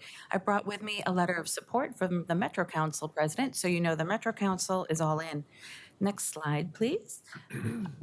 The Oregon Zoo's history began in 1988 when a downtown pharmacist who kept a collection of animals in the back of his drugstore donated 2 bears to the city of Portland. The city operated the zoo for more than 80 years in various locations in Washington Park. The zoo was transferred to Metro in the 1970s, and we've continued to work closely with the city as a critical partner in Washington Park. The zoo moved to its current location in the park in 1959, and much has changed in our 65 years there. The past half century especially has been a time of profound transformation for zoos in general as they began evolving from the menageries of old into hubs for conservation, science, and education. The Oregon Zoo has saved species from extinction, increased populations of endangered species, reintroduced animals into their natural habitats, and advanced conservation science, and we continue to evolve. Today, the zoo is the top paid attraction in the state, drawing local, national, and international visitors. Last year, we generated an estimated $110 million in total economic output, supporting over 700 jobs. We have the support of the community. The $380 million zoo bond measure approved by voters in May will allow us to continue to transform the campus and bring additional spending and tax revenue for the region. In 2008, people across the region voted to make investments in the Oregon Zoo with a bond measure supporting animal well-being, sustainability, and education. That bond was transformative. It resulted in a dramatic overhaul of several of the zoo's most popular animal areas, and it transformed about 40% of the campus, which is the dark green on the map in front of you. It allowed us to continue meeting the gold standard for zoos by maintaining accreditation with the Association of Zoos and Aquariums, and we are happy to share that we are one of only 2 zoos in the entire country who has maintained that accreditation for 50 years. The new Oregon Zoo campus plan is about continuing that evolution, and the proposed Portland Parks Ordinance involving the 3.4-acre property just across the street could provide much-needed flexibility as we begin to implement the plan. As part of our engagement process last year, 95% of stakeholders showed support for acquiring this property, which could provide more space on the zoo campus for animal habitats, conservation, and education efforts and guest services.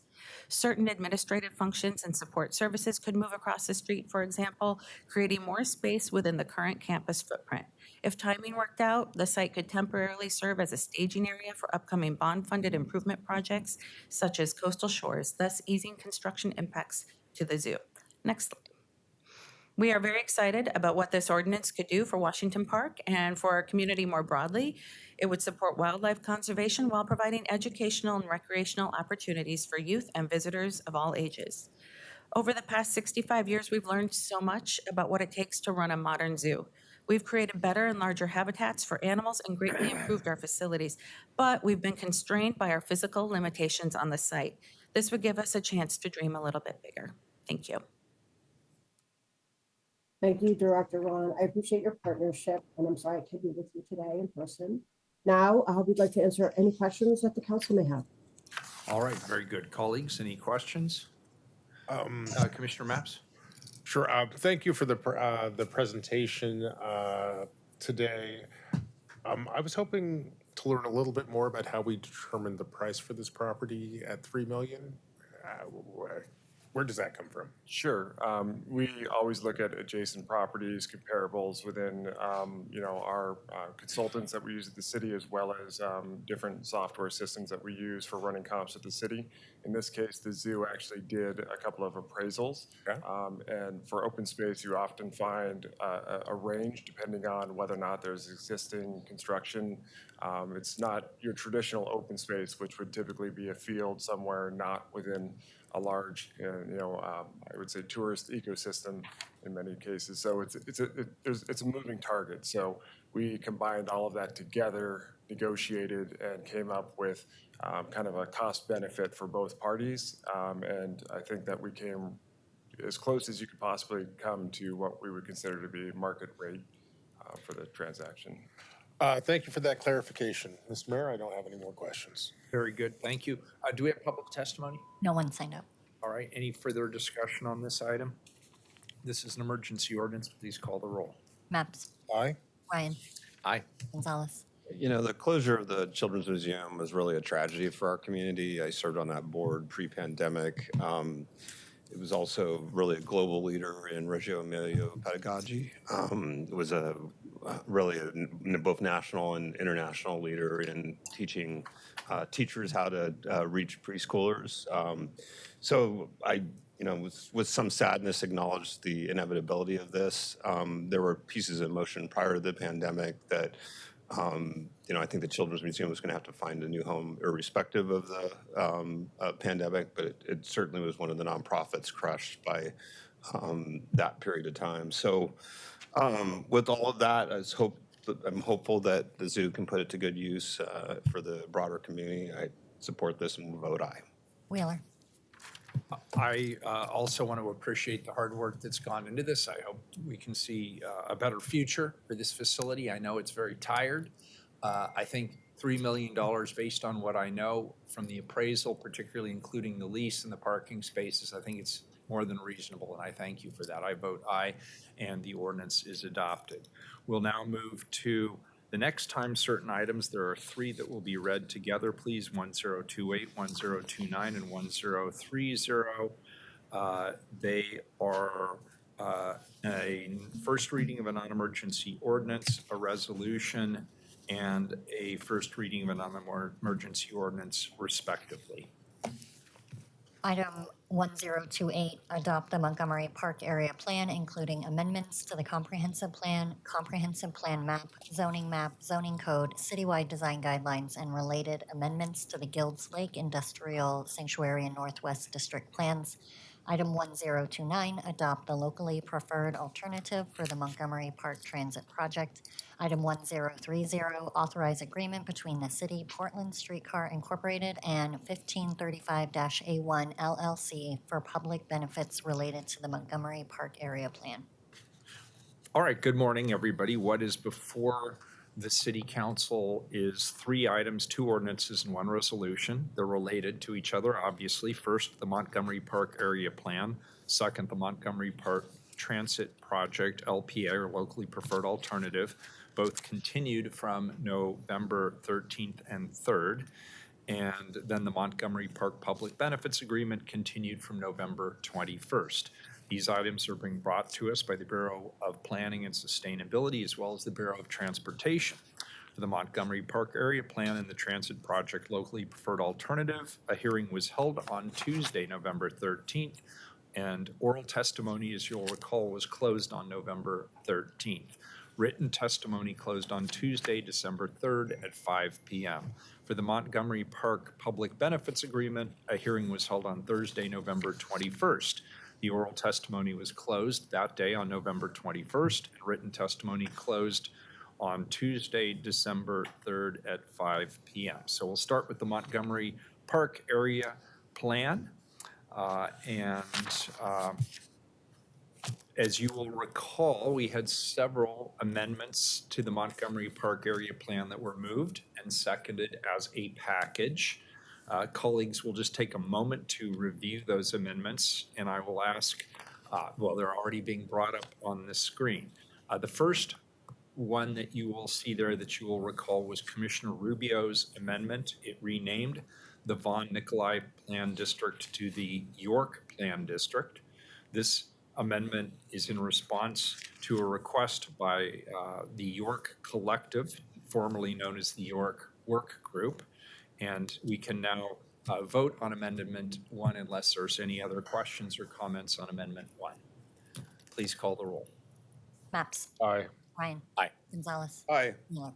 Aye. The amendment is adopted. Next are the amendments that I introduced, Amendments 2 and 3. They were technical amendments identified by our city staff, and Amendments 4 through 8 involve minor changes to code provisions in response to testimony that we heard. These amendments were posted on the project website on November 6th prior to the hearing. At the November 13th meeting, I also presented a number 9 amendment to the zoning map and regulations that were necessitated by changes in the related public benefits agreement. I indicated that staff would craft and post those amendments as code language on the project website by November 27th, 2024. Staff has done so. So I move to make a friendly amendment to Amendment 9 to reflect the actual code changes which have been put into place. These are reflected as Amendments 9A and 9B and presented in the November 27th memo. Can I get a second, please, to the amendment to Amendment 9? Second. Commissioner Maps moves. Any further discussion? Please call the roll. Maps. Aye. Ryan. Aye. Gonzalez. Aye. Mueller. Aye. Amendment 9 is now amended. We can now vote on Amendments 2 through 9 as one package. Any further discussion on any of the amendments? Keelan, please call the roll. Maps. Aye. Ryan. Aye. Gonzalez. Aye. Mueller. Aye. The amendments pass.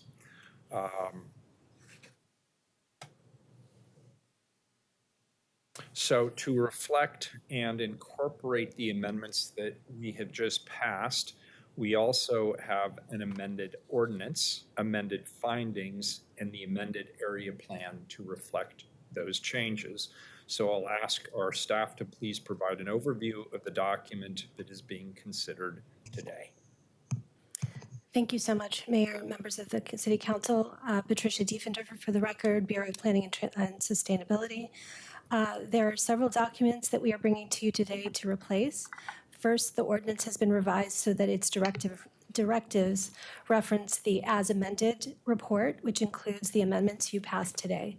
Second, Exhibit A contains the amended findings of fact report for the plan, which has been revised to provide further explanation in response to testimony and for general clarity and clarification.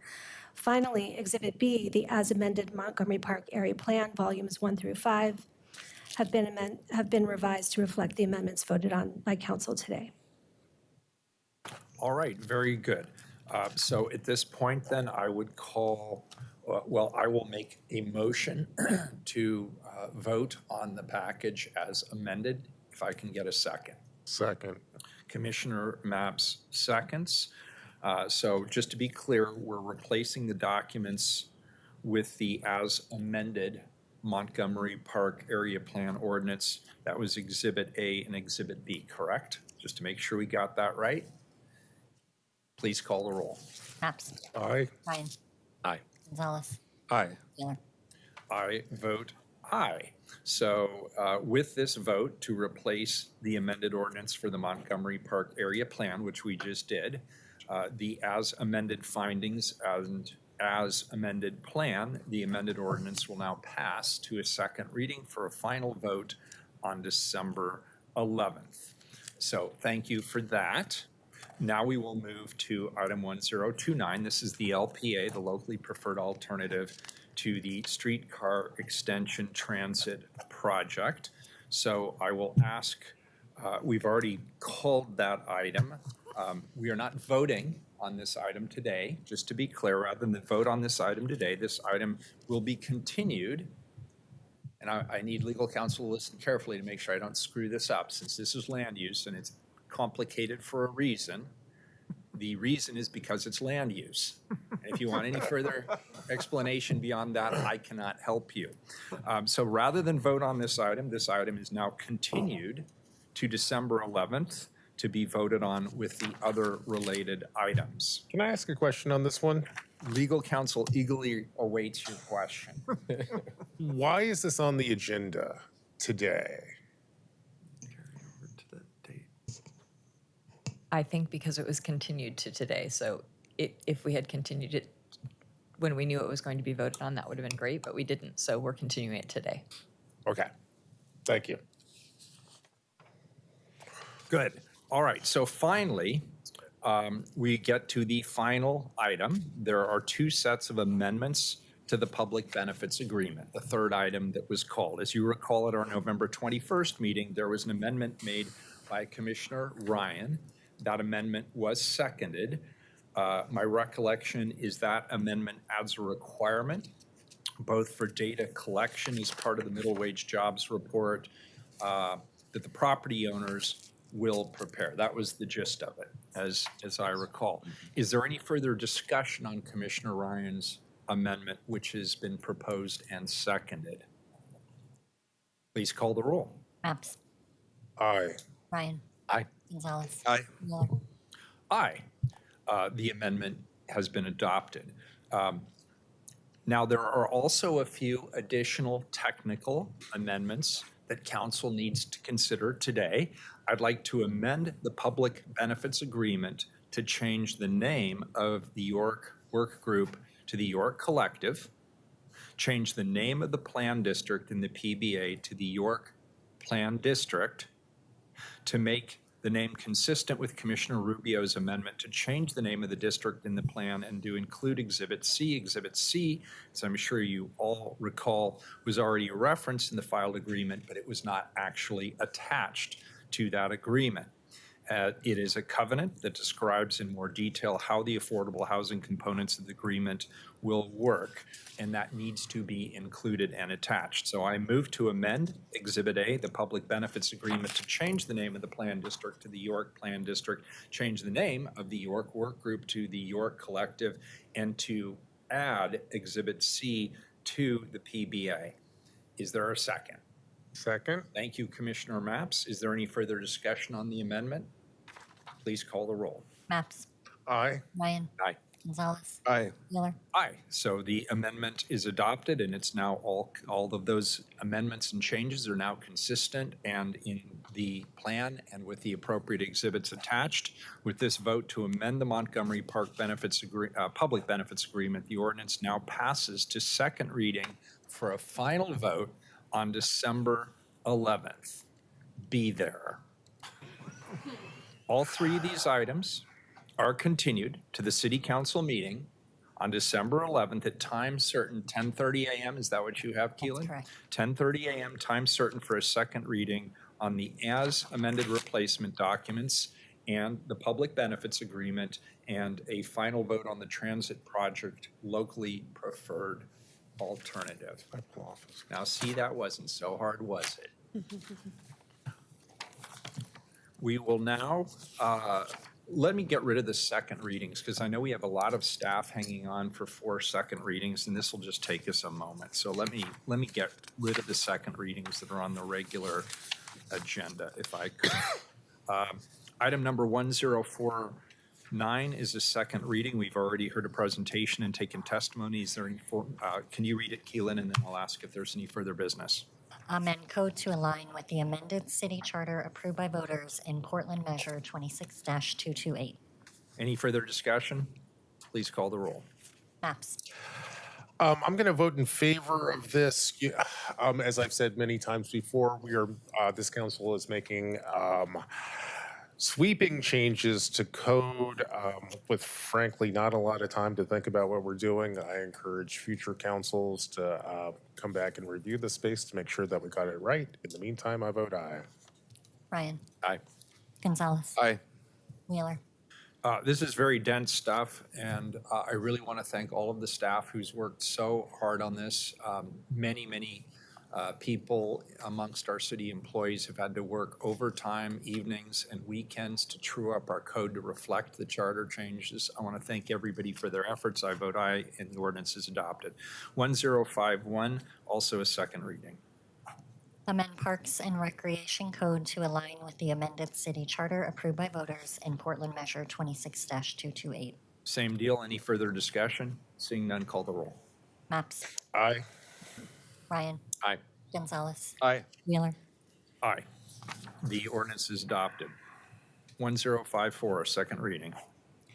Create the Northwest Park Avenue Local Improvement District to construct street, sidewalk, stormwater, sanitary sewer, and water main improvements in conjunction with the segregation of pending local improvement district liens. Second reading. Any further discussion? Seeing none, call the roll, please. Maps. Colleagues, as you know, I am a big fan of local improvement districts, and I am going to vote in favor of this lid too. This lid is important because it will help revitalize our Broadway corridor. However, at this moment, I also want to highlight some risks which are unique to this particular lid. I believe that 85% of the assessment burden for this lid fall on city-owned properties. Frankly, that is unusual. Most lids that have come before this council while we have served on it have a much higher level of participation from the private sector. In other words, with this particular lid, Prosper Portland seems to be taking on an unusual level of financial risk. Ensuring that private investments materialize for this project will be crucial to mitigating those risks, which is why I am taking this moment to urge Portland's next council to diligently monitor and manage this project as we move forward. In the meantime, I vote aye. Ryan. Aye. Gonzalez. Aye. Wheeler. Aye. The ordinance is adopted. Now we'll go back to the top of the regular agenda. Do you want to do 1055? Sorry. 55 is also a second reading, Your Honor. Oh, I'm sorry. You're right. 1055, second reading. I'm sorry. 1055, Oh, thank please, you. Keelan. Second reading. 1055. Yes, Okay. please. Amend the Northwest Park Avenue and Johnson Kearney Street Local Improvement District to construct only Northwest Johnson Street and Northwest Kearney Street, and to construct Northwest Park Avenue in a separate and newly formed Northwest Park Avenue Local Improvement District in conjunction with the segregation of pending local improvement district liens. Any further discussion on this? Please call the roll. Maps. Aye. Ryan. Aye. Gonzalez. Aye. Wheeler. Aye. The ordinance is adopted. Could we take a 2-minute break, please? I just need to sort things out. 2-minute break. We're in recess. And do we need to have the interpreter?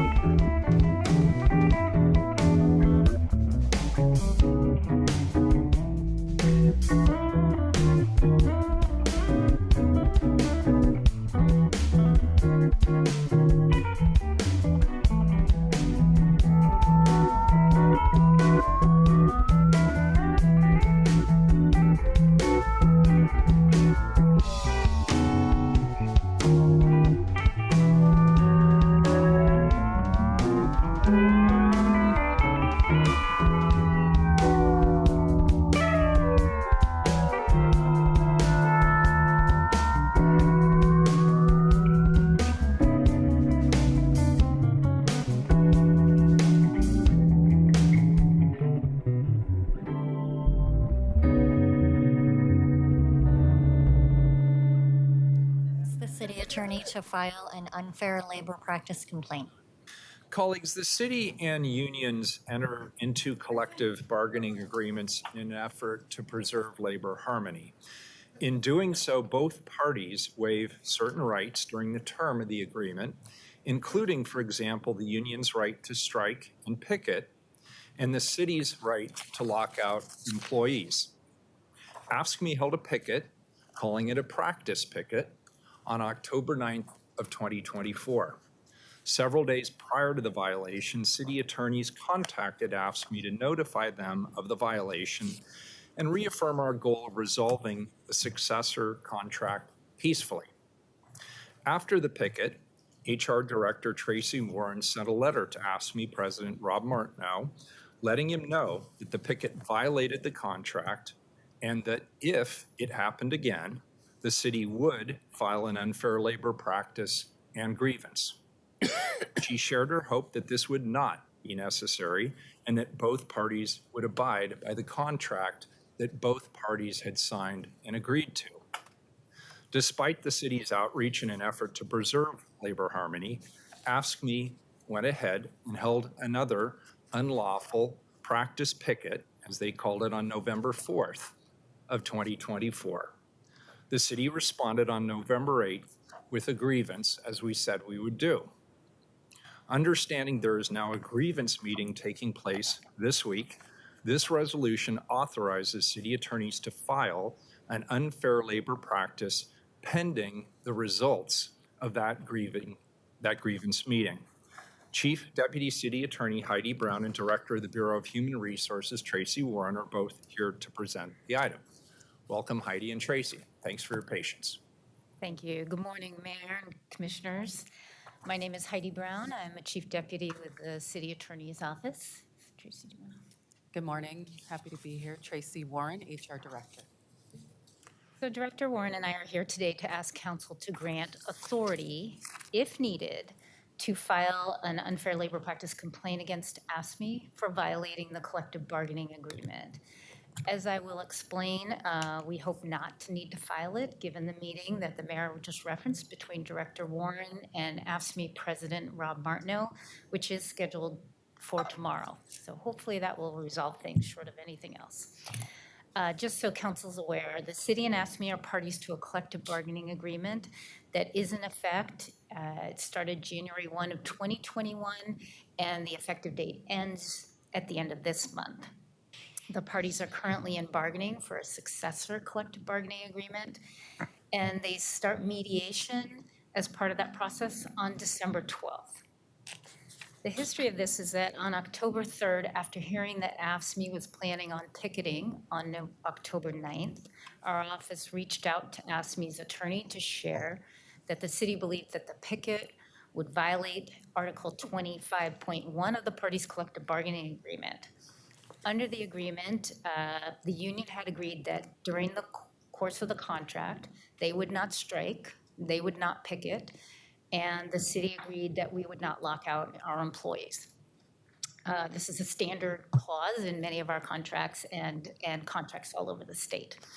The union's attorney responded saying they intended to go forward with a picket, something that ASME was referring to as a practice picket. On October 9th, ASME did hold a picket at the Water Bureau facility on North Tillamook, where they carried signs and they were chanting about wanting a contract now. This is despite the fact that they are still under a contract currently. And then they had signs that said things like no contract, no services. These are normal things to have during a strike, which is allowed for, but not until after we get through the bargaining process and the other things that the state law and our contract require. So as you heard on October 4th, Human Resources Director Tracy Warren sent an email with a letter to ASME President Rob Martineau, where she shared our belief that this was in violation of the contract, asked that they not do it again, and hoped that we could resolve this peacefully. She said if that did not occur, that the city would file a grievance and an unfair labor practice complaint to try to resolve this. On November 4th, the union held its second picket. This occurred at the Portland Police Bureau's Central Precinct in downtown Portland. Chants and signs were similar to those that occurred on October 9th. So on November 8th, Tracy sent a grievance letter to Rob Martineau stating that the pickets violated the party's contract. And I will note that while there's not a process for the city to grieve matters under the contract, it was done in an attempt to maintain communication between HR and ASME and also to preserve all of the options available for resolution of this issue. In that letter, Tracy again shared her interest in resolving this peacefully and maintaining labor harmony and in working to get a successor contract in place. She also asked Rob Martineau if they could meet and discuss this further. So that was on November 8th. On November 21st, Tracy again followed up with Rob asking if he was amenable to schedule a meeting. Last week, Rob did respond to Tracy and said he was willing to meet and discuss this. They're scheduled to meet tomorrow.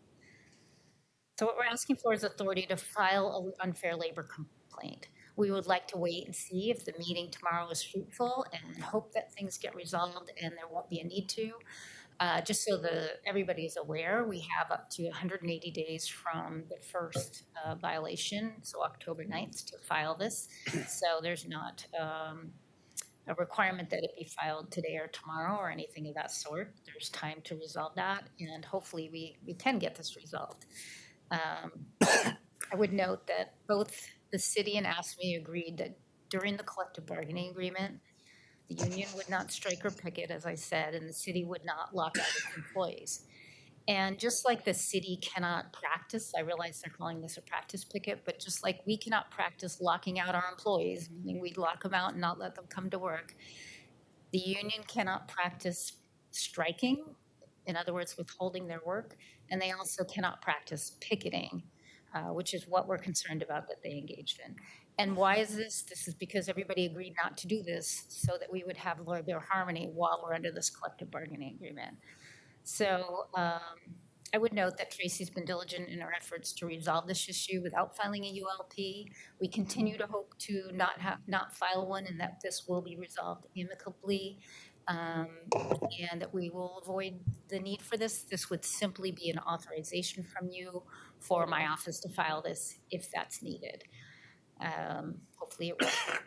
And I'll be available for any questions if you have them. And Director Warren is also here for questions as needed. Good. We'll start with Commissioner Maps. Thanks for that overview. Just so I'm clear, what is the core question on the table when we file the unfair labor practice complaint?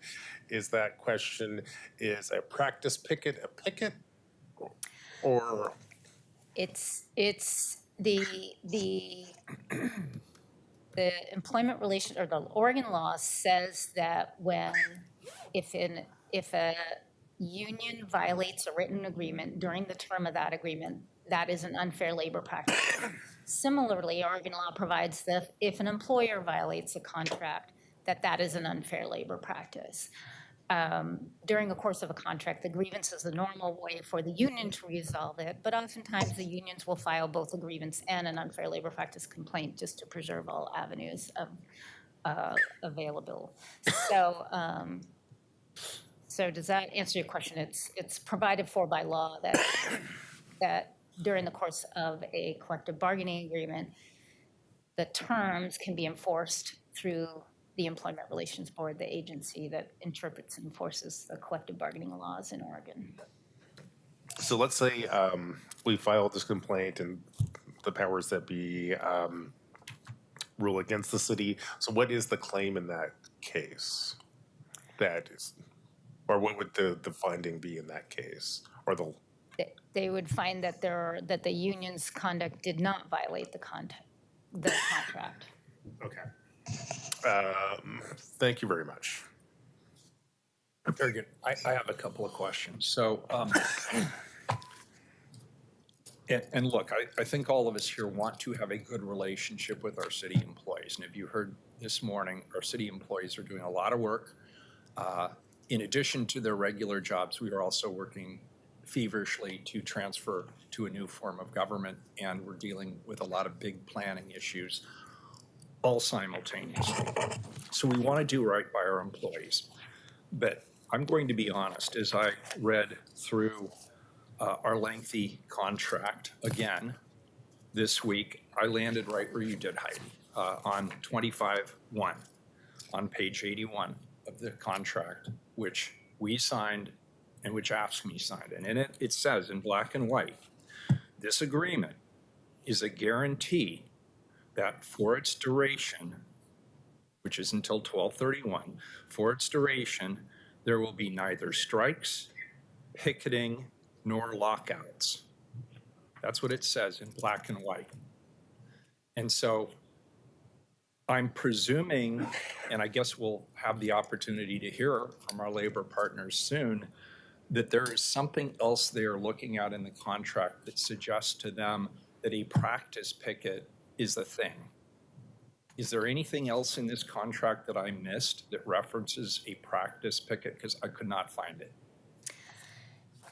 No, there's nothing else that references a practice picket, and the language that you read is the language that we're concerned about. They've agreed not to picket, whether you call it a practice or not a practice, you're picketing, just like a strike is a strike, whether you're calling it a practice or not. So you tried to resolve this amicably, Tracy, as far as I can tell, and I don't believe I'm sharing any secrets here when I say, and it was the desire of this council to find an amicable way to resolve this. That's so it was announced.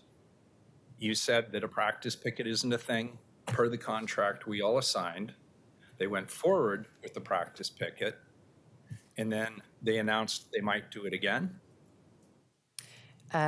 No, we became aware that they were going to do another picket through a flyer that they were distributing. And so you had already told them that there was nothing in the contract about a practice picket. In fact, picketing is expressly in black and white prohibited by the contract.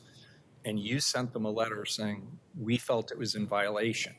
That's correct. And that if it was done again, we would be filing a grievance and potentially this unfair labor practice. Is that correct? That is correct. And then they did it anyway. That So is correct. my question will be, why would you do that? It's in the contract. There's no such thing as a practice picket. You received fair warning from the city that it was a violation, and then you did it anyway. And now you've put this council in a position where we either go back on our word, where we were explicitly clear, or we hold you to account. And I believe at the end of the day, this contract is what holds all of us to account. And if we start allowing one collective bargaining unit to ignore the black and white language of the contract, that's tacitly granting permission to all of our collective bargaining units to do the same. And frankly, it gives the city permission to do likewise. As you said, Heidi, there's no such thing as a practice lockout. And I would strongly oppose anybody who suggested that that's a thing, and it would be smart or even honorable for management to engage in that kind of activity. So I support where we are today, and I want to be crystal clear on that. I am very appreciative of the work of our many thousands of city employees. They do not get the thanks they deserve for the hard work they do and the conditions in which they often work. But by the same token, the reason we have these agreements and the reason we abide by them is so that everybody is treated fairly. I feel very, very strongly about that. Anybody else have any questions? Commissioner Mapps, back to you. Mr. Mayor, do we have any public testimony on this? Keelan? No. Really? I'll just put my cards on the table. I'm inclined to agree with the mayor's analysis here.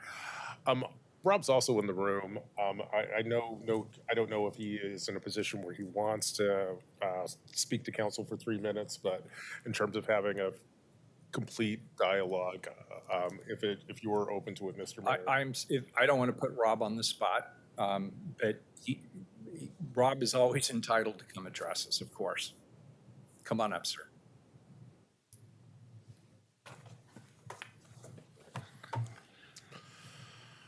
I don't know that this is the place to administer the grievance. If we wanted to do that, I'm sure that the city's representatives would want to have some time to prepare for that. That meeting will happen tomorrow. While I think there are functional differences, this is not something that I think. I'm not here to defend the grievance. I will be administering that grievance and taking it very seriously in how we continue to administer our contract. While I may disagree with your assessment and the reading of this contract, I don't know that this is the place to do that appropriately. It is not common for us to file grievances and unfair labor practices simultaneously. In the efforts to resolve things at the lowest possible level, we will let a grievance process play out and then move forward with an unfair labor practice if that is appropriate. There's no need for this to happen again. There's 6 months from that October date in order to do this. This is something that the next council could certainly take up. This is something you could take up at a later date. But I think that an authorization like this, I think could potentially interfere with the resolution through a grievance process. Okay, thank you. Did you still have your hand up? No, I appreciate it. Rob, thanks for that perspective, and Mr. Mayor, thanks for that indulgence. Good, and I will just state for the record, I'm glad that there is a meeting tomorrow. And I don't actually know who's sitting at the table. I can confirm I'm not sitting at the table, but I hope there is an amicable resolution that is provided. However, I will give you the authorization you request should it be necessary. Please call the roll. Mapps. Aye. Ryan. Yeah, we have really big revenue challenges with our largest in the nation lease vacancies in the private sector, and we have a tapped out tax base. Simply put, we have gaps between what labor, what outside contractors want, and what we can afford at this time in our city's history. We must come together and be trusted partners. As the only city member of the current council who will make the transition to sit on the new council, I need to be sure that I make it clear that I'm open to dialogue with all. And we all must come together with shared sacrifice for the love of our recovering city. So, for the purpose of communication in good faith, I vote no. Gonzalez. I vote aye. Wheeler. I vote aye. The resolution is adopted. Thank you. Thank you. Next item, please, off the regular agenda, item 1048. Amend code to align with the amended city charter approved by voters in Portland Measure 26-228. Colleagues, this is the final set of code changes that will become before this council to align code with the voter-approved city charter. This ordinance includes 5 titles, 2 of which are being amended and 3 of which are being replaced. I'll hand this off to Diana Shiplet with the Charter Transition Team, as well as our city attorney, Mr. Robert Taylor, to present this item. Welcome. Thank you. Good morning. Actually, I think it's afternoon now. It's nice to be here again, Mayor Wheeler and Commissioners. My name is Diana Shiplet. I'm a strategic policy analyst, and I use she and her pronouns. Today, I'm bringing forward the final set of city code titles to be updated in order to conform them with the amended city charter. Next slide. So council has seen these upcoming slides, so I'll be quick running through them, but I do think it's important to ground any community members who are unfamiliar with this topic on the presentation and what is required. So, what changes are necessary to align the code with the amended city charter? Next slide. First, and most importantly, we need to update the authorities in code. We're removing titles such as commissioner in charge and replacing them with the city administrator or mayor, whichever is most appropriate. Let's see, such as the example shown. Next slide. Second, we are giving the city administrator the authority to direct the work of the bureaus, adopt administrative rules, and approve contracts and agreements. While we did not need to give this authority specifically to the city administrator because by charter, the city administrator is already tasked with the proper and efficient administration of all city affairs, we recognize that the consistency and clarity in the code is useful and likely to help future city administrations. The city administrator may delegate any of these authorities to the appropriate person, program, or bureau for the efficient running of the city. Next slide. The next set of changes that we made are administrative. First, to keep the appropriate separation between the legislative authority of the council and the administrative or executive authorities of the mayor and the city administrator, we are removing any administratively focused sections of code. We are also removing or updating any outdated information. This ensures both that the future council does not inadvertently step into the administrative rulemaking process, and also that the code is as updated as possible. Next slide. While not required by charter, the team also agreed that some language changes were necessary for consistency. First, we removed any gendered language. Second, we changed shall to must or will or may for clarity. And third, we are reflecting all of the updates to the city's organizational chart. Next slide. Included in today's ordinances are titles 13, 14, 26, 28, and 29. All of these titles are regulatory in nature, and most of the updates to these titles are only the changes required to conform with the amended charter. However, we did make a couple of changes that I would like to highlight. Next slide. First, we made two changes to Title 14, which are important but not directly related to the alignment of the charter. In Section 14A.40.030, we clarified that indecent exposure isn't allowable regardless of sex. The language currently states that it is only illegal if the perpetrator is someone of the opposite sex, but the new language makes it clear it isn't allowable regardless. Additionally, we made it clear that breastfeeding is not considered indecent exposure and is protected by Oregon Statute 109.001. In Chapter 14B 110, related to amusement devices, games, and machines, we removed the permit fees table as this is administrative in nature, if any fees are to be charged at all. Next slide. In Title 29, we deleted Section 29.06.090, titled Contracts to Repair or Demolish, as contract approval is also administrative in nature. Next slide. So this concludes my presentation, but before I turn it over for questions, I wanted to take a minute to express my gratitude. First, I wanted to thank the City Attorney's Office.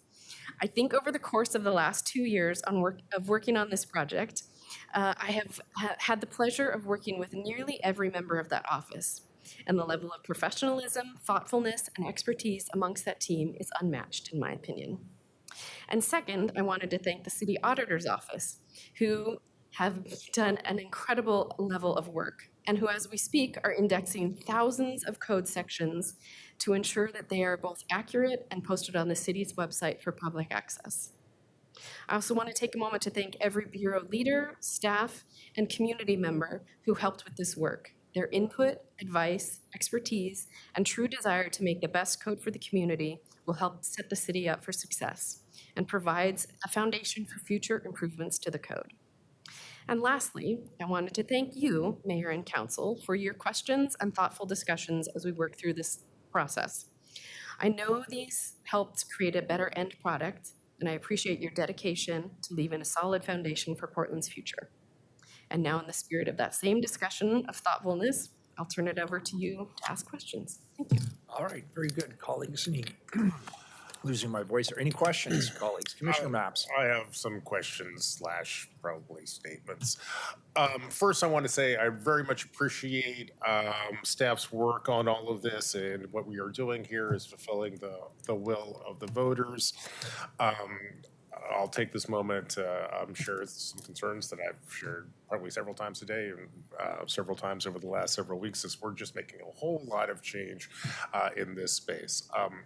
And one observation, which I will just share for future policymakers, is we are concentrating an extraordinary amount of power in the city administrator's office. I don't think that the city has seen anything like this in all of our history. In many ways, I think this is a fine idea. I can tell you in the 6 months that we've been doing this pilot project, I've seen us move much more efficiently on many sorts of projects. At the same time, I suspect that the people of Portland don't fully appreciate how deep this transfer of power or reallocation of power, or frankly concentration of power, has been. And one of my concerns as we go through this too is sometimes I feel like we are using I don't see a lot of nuance in this space sometimes. And so here's just like one particular puzzle. In the new form of government, I think the police chief essentially works for the mayor. Should I think of the police chief as being under the city administrator, or should I think of the police chief as being under the mayor? Under the mayor. Under the mayor? So that was my understanding too. But, you know, in Title 14, I think there's some situations where we are taking powers that currently reside with the police chief and handing them over to the city administrator. I think when you take a look at those specific instances, I kind of understand. These are largely, I think, permits for like street fairs and whatnot. And I've been on all sides of that, but I do wonder if maybe future policymakers want to think a little bit about spaces like this. Another area of concern for me, or something, it's not even concern, but I look at it and I go, this language just doesn't seem right. I think you can look at Titles 26 and 29 where it says the city administrator will conduct electrical inspections or whatnot. And we know the city administrator is not going to go out and look at your electric hookup. Instead, the city administrator is going to delegate that responsibility. But the fact that our language is so clunky here kind of suggests to me that we still have some intellectual work to do to understand, to fully come to terms with the new system we're moving into. Obviously, all these concerns that I have raised today, we're not going to sort out in the next 26 days or whatever we got left. But I do hope and urge future members of this council to continue to lean into and explore this space. Can I ask Commissioner Maps? Sure. Yeah, Commissioner Maps, what section were you referring to on the permitting piece that's moving from the police chief to the city administrator? Oh, so I think I would have to dig into this a little bit. I think there's essentially, I might refer to staff here, as I kind of read the code. I think there are situations where if you want to do a street fair, for example, and close off the streets, probably PBOT can kind of weigh in on this, and I think the police chief can kind of weigh in if you have to kind of block streets, for example. Historically, that decision has come from out of the police chief's shop. I think now that's going to move over to the city administrator's shop, if that's if I'm reading code correctly. You know, and I don't have a huge substantive concern around that, although I've been on both sides of this. I tried to organize street fairs that I couldn't pull off because the police didn't have the capacity to manage the street. But those are some of the subtle things that happen as we go through and change all of city code in 8 weeks or whatever it's been. I totally follow. I'm just trying to follow the reference. I'm looking. Okay. I'm looking in Title 14, and I'm not sure I'm quite. Let me see. I can probably pull it up in my notes. While you're doing that, Keelan, can I ask, do we have public testimony on this item? Thank you.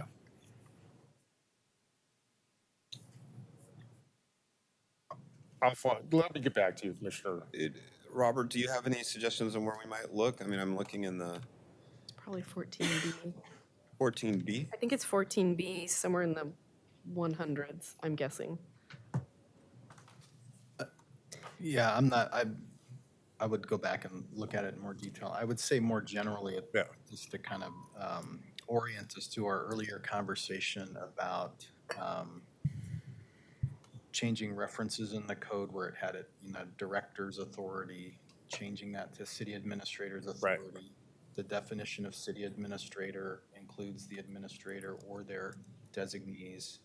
And then we are doing a project now where the administrator is delegating that authority back down to people.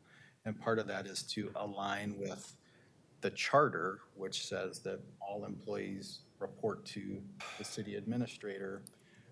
And I think it also helps us in some ways to confront some management challenges that we've had in the past. So that's the purpose of those changes and how the pieces will fit together. Thank you. Yeah, I mean, it's just the tension because the police chief reports to the mayor, and there's a kind of accountability that will exist for certain public safety components that, to me, it's a slightly different wrinkle than another bureau lead that is going to report to the city administrator in any event. So I just wanted to make sure I'm tracking it, what we're referring to here.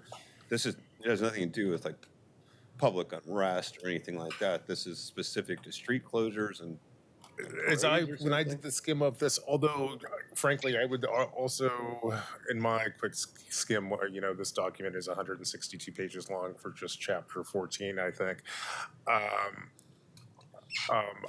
I do think it is interesting, and frankly, I'm not fully grasping the organizational structure we are setting up, specifically around the interaction between the police chief and the city administrator. It seems like in some situations we kind of maintain the independence of the police chief.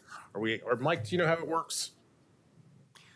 Well, I will say it was the number one question I've been asked over the last 2 years about, or actually since November of 23, when the council adopted the organizational structure, which has the Portland Police Bureau inside the Public Safety Service area, reports to a deputy city administrator and then to the city administrator, and the fact that the mayor appoints and can remove the chief of police. So those two things are in a little bit of conflict on the surface.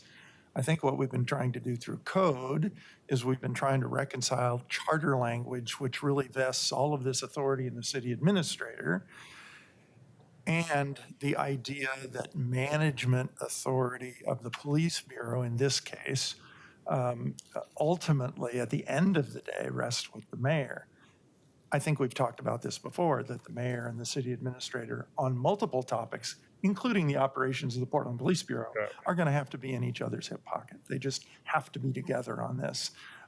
You can't really do the two roles as related in the charter completely independently of each other and have it work. So those two folks, wherever in those chairs, are going to have to work together really closely. But I think what we've been trying to do through code is manage these administrative issues, regardless of the bureau they're in, and I'm happy to be corrected by council. Thank you. Yeah. Not that this is in code, but this is real life. Is it also a market-driven decision in some ways because chiefs of police throughout the country are often connected to the mayor of the cities they report to? Well, that may be very true. I think if I recall, then Diana was present, so she may be able to be more accurate. But I believe that the Charter Commission, in their deliberations, knew that the actions of the Portland Police Bureau, and particularly the accountability of the police chief, needed to be directly to an elected official. And the mayor, of course, is the only elected citywide now, other than the auditor. And so I think that was their thinking about making that accountability to the mayor. That's another way of saying what I was saying, and I appreciate that. But it's just good to remember that context. Yeah. I may be following where you were going, Commissioner Mapp. So there's a permit required provision in 14B 90030, and there's a discussion about when a permit is required, it specifies that the police chief's going to do an investigation, but that the city administrator will issue such permit. Now I'm down to 14B 90050. I just want to make sure I'm following how this works mechanically. So someone applies for a permit under the subsection. The chief of police, under the new language, will conduct an investigation of the application, but it is the city administrator who will issue the permit for that. Does that ring a bell? Is that where you think you were going, Commissioner Maps? Yeah, I think because it's it previously said director there. I mean, that's the language there. And now it says the city administrator. I guess it's just trying to figure out who today. Like right now, is that the police chief that issues that permit, or is there some other director issuing the permit? I think under current practice, the chief of police issues the permit through the Bureau. This would technically move the authority to issue the permit to the city administrator or their designee. And I can guarantee you this city administrator will delegate that back to the chief of police. So we have literally scores, if not hundreds, of code sections where we have changed authority from commissioner in charge, from bureau director, Totally from follow others that, yeah. to the city administrator. And our intention is going through a discussion with city attorney right now about redistributing appropriately all those actions back to where they were, as long as it's still appropriate, and that's the way we want those things to be done, like inspecting electrical connections. You know. Well, and I don't want to belabor this point. I just want to make sure I'm following this section, because when I read the, go ahead, did you have? Can I just jump in? Right now, the way it's set up under code is that the chief does the investigation and the director of the Bureau of Revenue is the one who issues the permit. So it's not Okay. the chief of police. It's, so just Thank you. And these are what type of permits that we're referring to in this subsection? in this particular section, if this is the one you're referring to, it's secondhand dealer permits. Okay. And is this a general concept that is permeating throughout the new code language? I mean, that was the first example I found.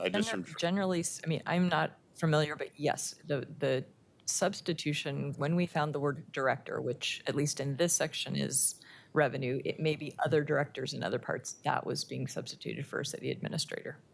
If there are other examples, I'm happy to take a look. How did you even draw the conclusion it's talking about the finance director there? I'm just looking at the.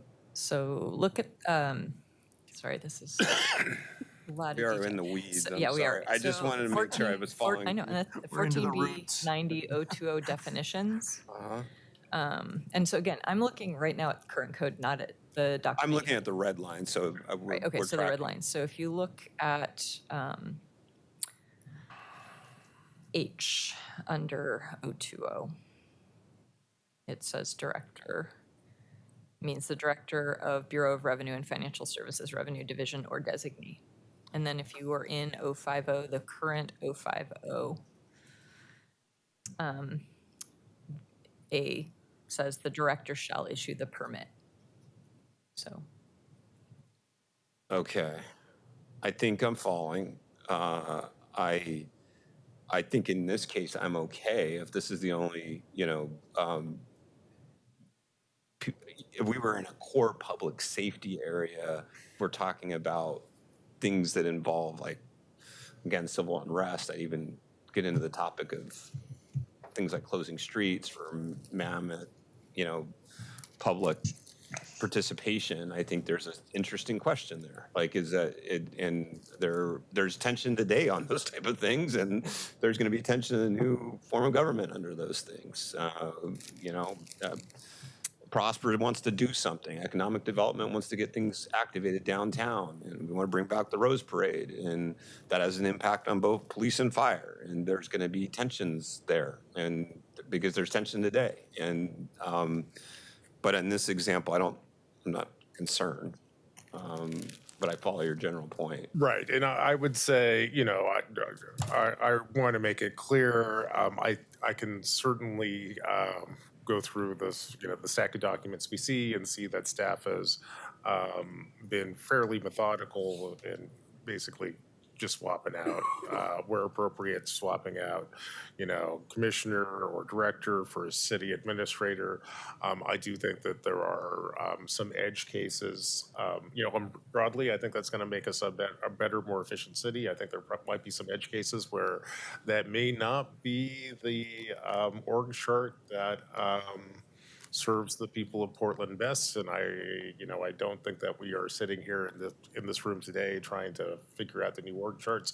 But I do think that at some point someone might want, or at some point, hopefully in the next year, I do hope the council at least goes through and does their due diligence to make sure that the system we have created is the system that the people of Portland want.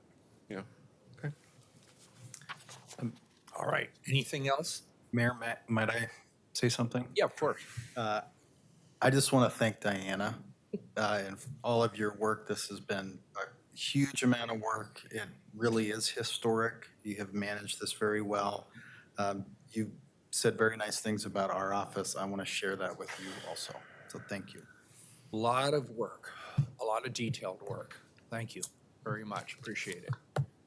All right. So this is a first reading of a non-emergency ordinance. It moves to second reading.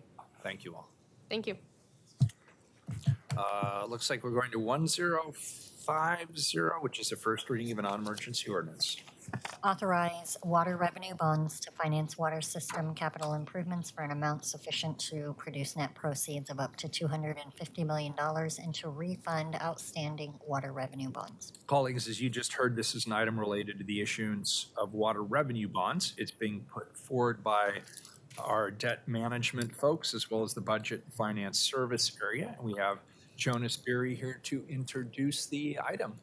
Great, thank you, Mayor. Commissioners, for the record, Jonas Beery, Deputy City Administrator of Budget and Finance and the city's Chief Financial Officer. This legislation is a first reading of the formal action to authorize long-term bonds that have been included in the fiscal year 24-25 adopted budget and included in the financial rate forecast for the city's water utility.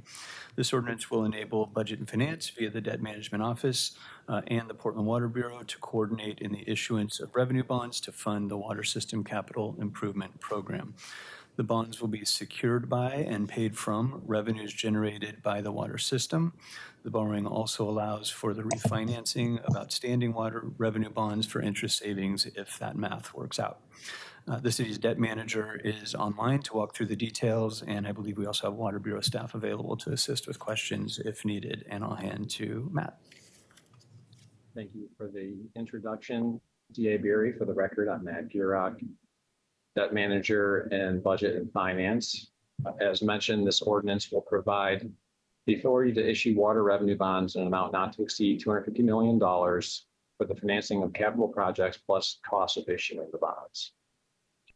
The primary project being financed is the City Council approved Bull Run Water Treatment Project, consisting of a water filtration facility and necessary pipeline additions and enhancements. As has been discussed previously with Council, the construction of the Bull Run Water Treatment Project will achieve compliance with EPA regulatory requirement for drinking water. The City Council most recently received a project update this past July and simultaneously approved the city to enter into required contracts for constructing the project. This ordinance is by extension an administrative action to execute the funding plan, which includes low-cost WICFI loans from the EPA and revenue bonds. This funding plan has been previously communicated to City Council city's credit rating agencies and bond investors over the last several years and was recently reviewed by a feasibility consultant. The city has roughly $100 million of previously unused water revenue bond issuance authority from City Council. And combined with this authorization, roughly $350 million of bonds are expected to be issued in the first half of calendar year 2025.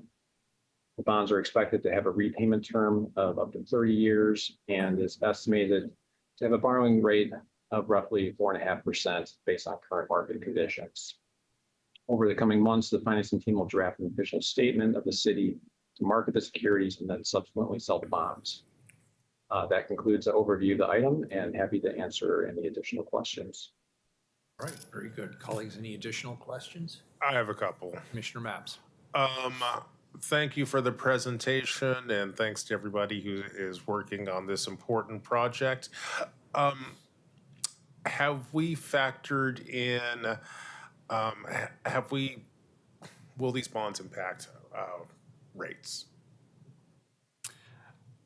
So all of the feasibility analysis included all of the rate increases that have already been proposed and communicated to City Council. So all of that has already been factored into the projected rate increases. Cecilia Huin is also here from the Water Bureau. If you want to add on to that, Cecilia.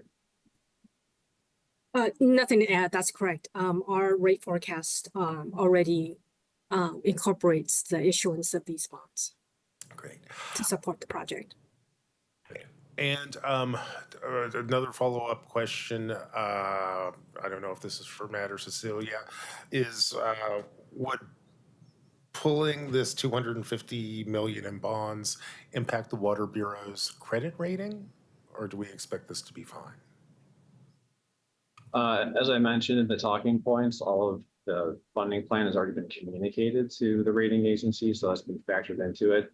Obviously, with adding the amount of debt that we're going to be issuing, we'll put some stress on the credit rating, but I think that there's nothing that is really imminently adverse to the credit rating on this. Thank you very much.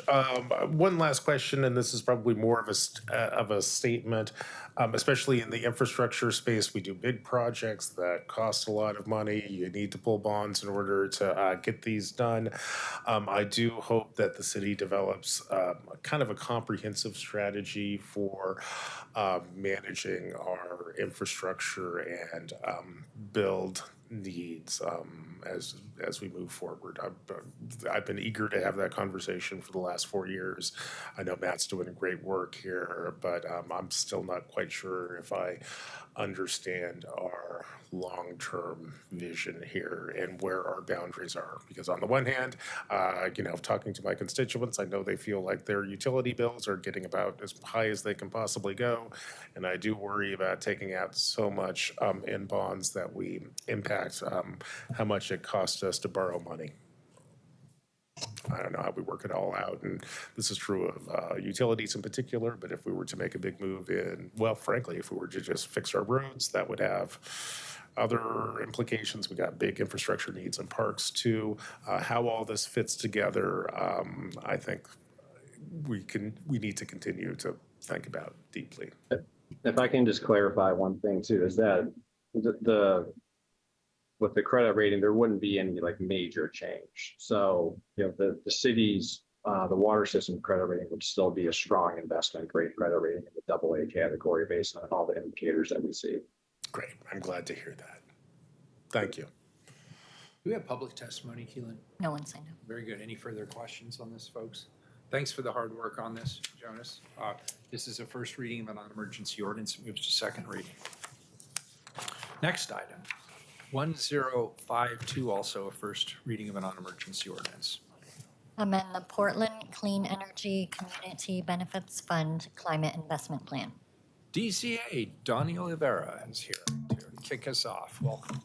Thank you, Mayor. Council, Don Oliveira for the record. I'm going to be brief to hand this over to staff so we can dive into the content. But just for context, Mayor and Council, we're here today to amend the Climate Investment Plan, which is that this Council directed to create the vessel for how we spend PSEF dollars. So if you recall, we have a a current climate investment plan that has $750 million allocated through strategic projects, community grants.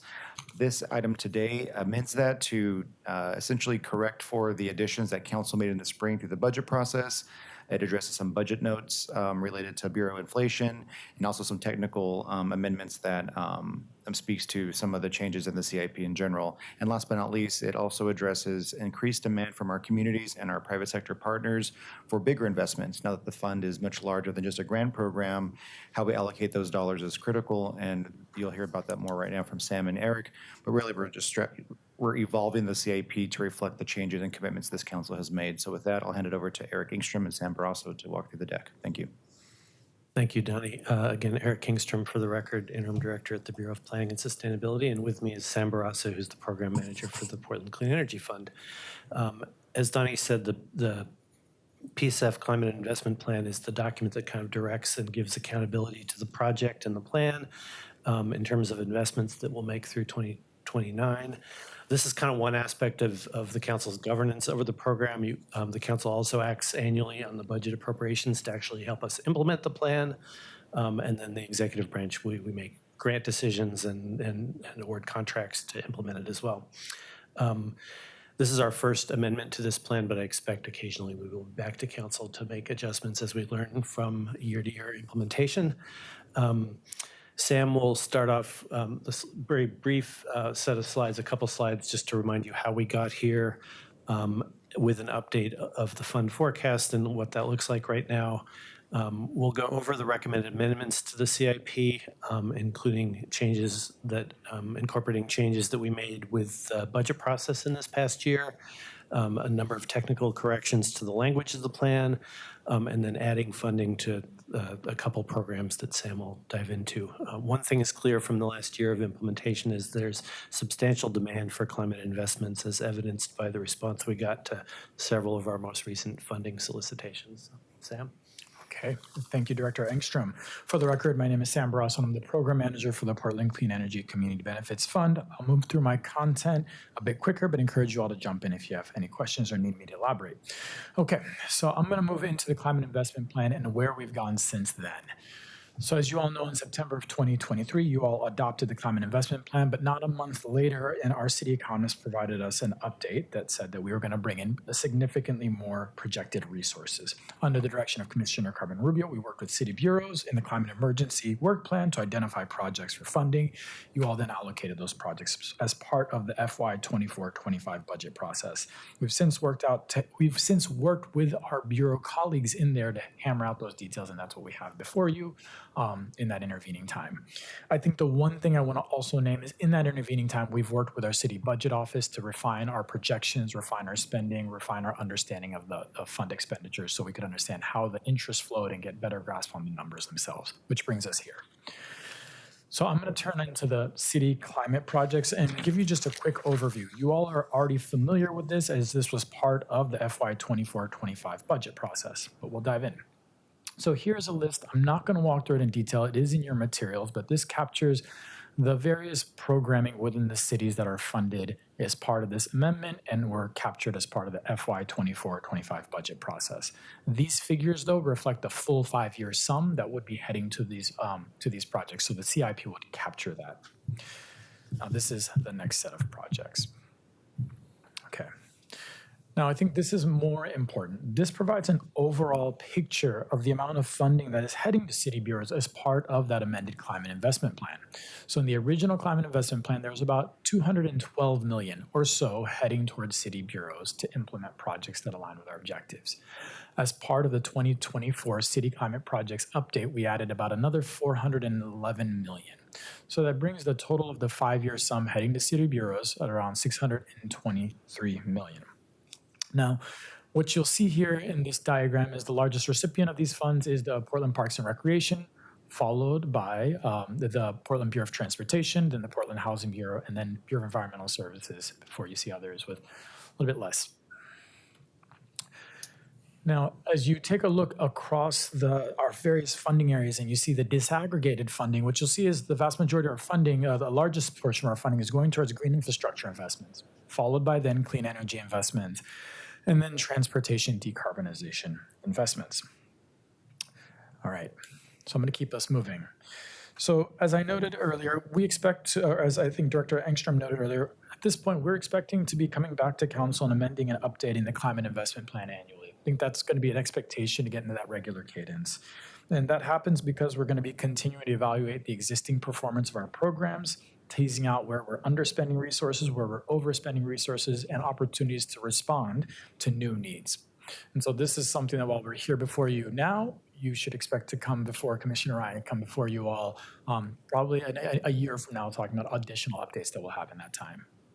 Now, these are some updates that we've teased out in the intervening year based on demand that we've seen for our community grants. So as part of this amendment package, you'll see an additional $120 million being allocated to the community grant solicitation framework.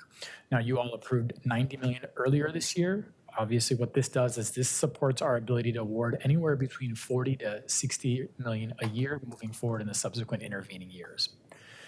What you also see is an additional allocation for the Collaborating for Climate Action funding opportunity. This, we had already worked with the Portland Clean Energy Fund Committee, who teed this opportunity up. We had communicated our intent to award about $158 million originally, and once we saw the funding solicitation period close, we received about $2.4 billion in funding requests through that funding opportunity. And so, as you'd expect, we're requesting to increase that as we've worked with budget office and see that we have the resources in order to accommodate those. And those projects will be coming before this body on December 18th. So this is to increase and set aside that allocation, but we'll be coming before you all with the recommendation for funds on the 18th for those projects. And then last but not least, this amendment increases the allocation of funds to our Cooling Portland program. This is our response to the heat wave and distributing portable heat pump cooling units, and would allow us to expand our target from 15,000 units over 5 years to 25,000 units over 5 years. Okay, and so now this is really the last slide that I have. In aggregate, the amendment to the Climate Investment Plan for budget actions in 24-25 and these additional program updates brings the total plan allocation to $1.6 billion, roughly. Now, this diagram shows the overall funding distribution across different implementation pathways. As you see, city bureaus are receiving a substantial sum, followed by RFPs for administering strategic programs such as our e-bike incentive program, followed by our community grants program, and then there's the Collaborating for Climate Action funding opportunity, some of which we anticipate may be city projects that are awarded through there, other governmental projects, or other community projects. And then last but not least, our public schools allocation.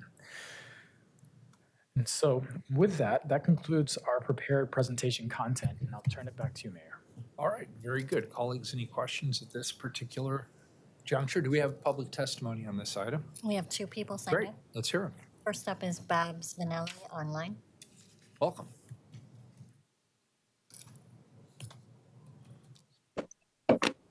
Hi. Hi. Okay. Okay. I was going to put my video on, but now I can't seem to click on it right. Hi, Babs Vanilla here, lifelong Portland resident, 76 years old. Oh, the host has asked you to start your video. Okay. There we go. There you are. Now we see. Hi. Oh, there you go. Hey, Babs. Hi. So, anyway, I am here to implore all of you to vote yes on this agenda item 1052. I've spoken about PCEF previously before you. I've followed the PCEF committee for close to 3 years now, and I'm continually impressed with the dedication, the determination, the courage, and the spirit of collaboration among all those on this committee. And now you've heard, I'll just hope they don't mind me just referring to them by their first names, Donnie and Eric and Sam, presenting to you in such great detail their proposed these amendments. So for Commissioner Mapps, Mayor Wheeler, Commissioner Gonzalez, I implore you to vote yes as a means to promote your legacy and your concerns about the environment, regardless of how you voted in the past, and particularly given the tribute to Bob Salinger that the mayor so eloquently proposed earlier or discussed earlier. Oh, all right. So please vote yes. And Commissioner Ryan, hi there. I'm in your district too. So this is your opportunity to show all of the folks who voted for you that you have heard loud and clear the concerns of citizens in North and Northeast Portland have about the environment. So thank you so much. Thank you for all the work that you've all done. And for Commissioner Ryan, thank you for the work that you will continue to do as you represent my district too. Thanks. Awesome. Thank you for your testimony. Next up, we have Lynn Hanlon.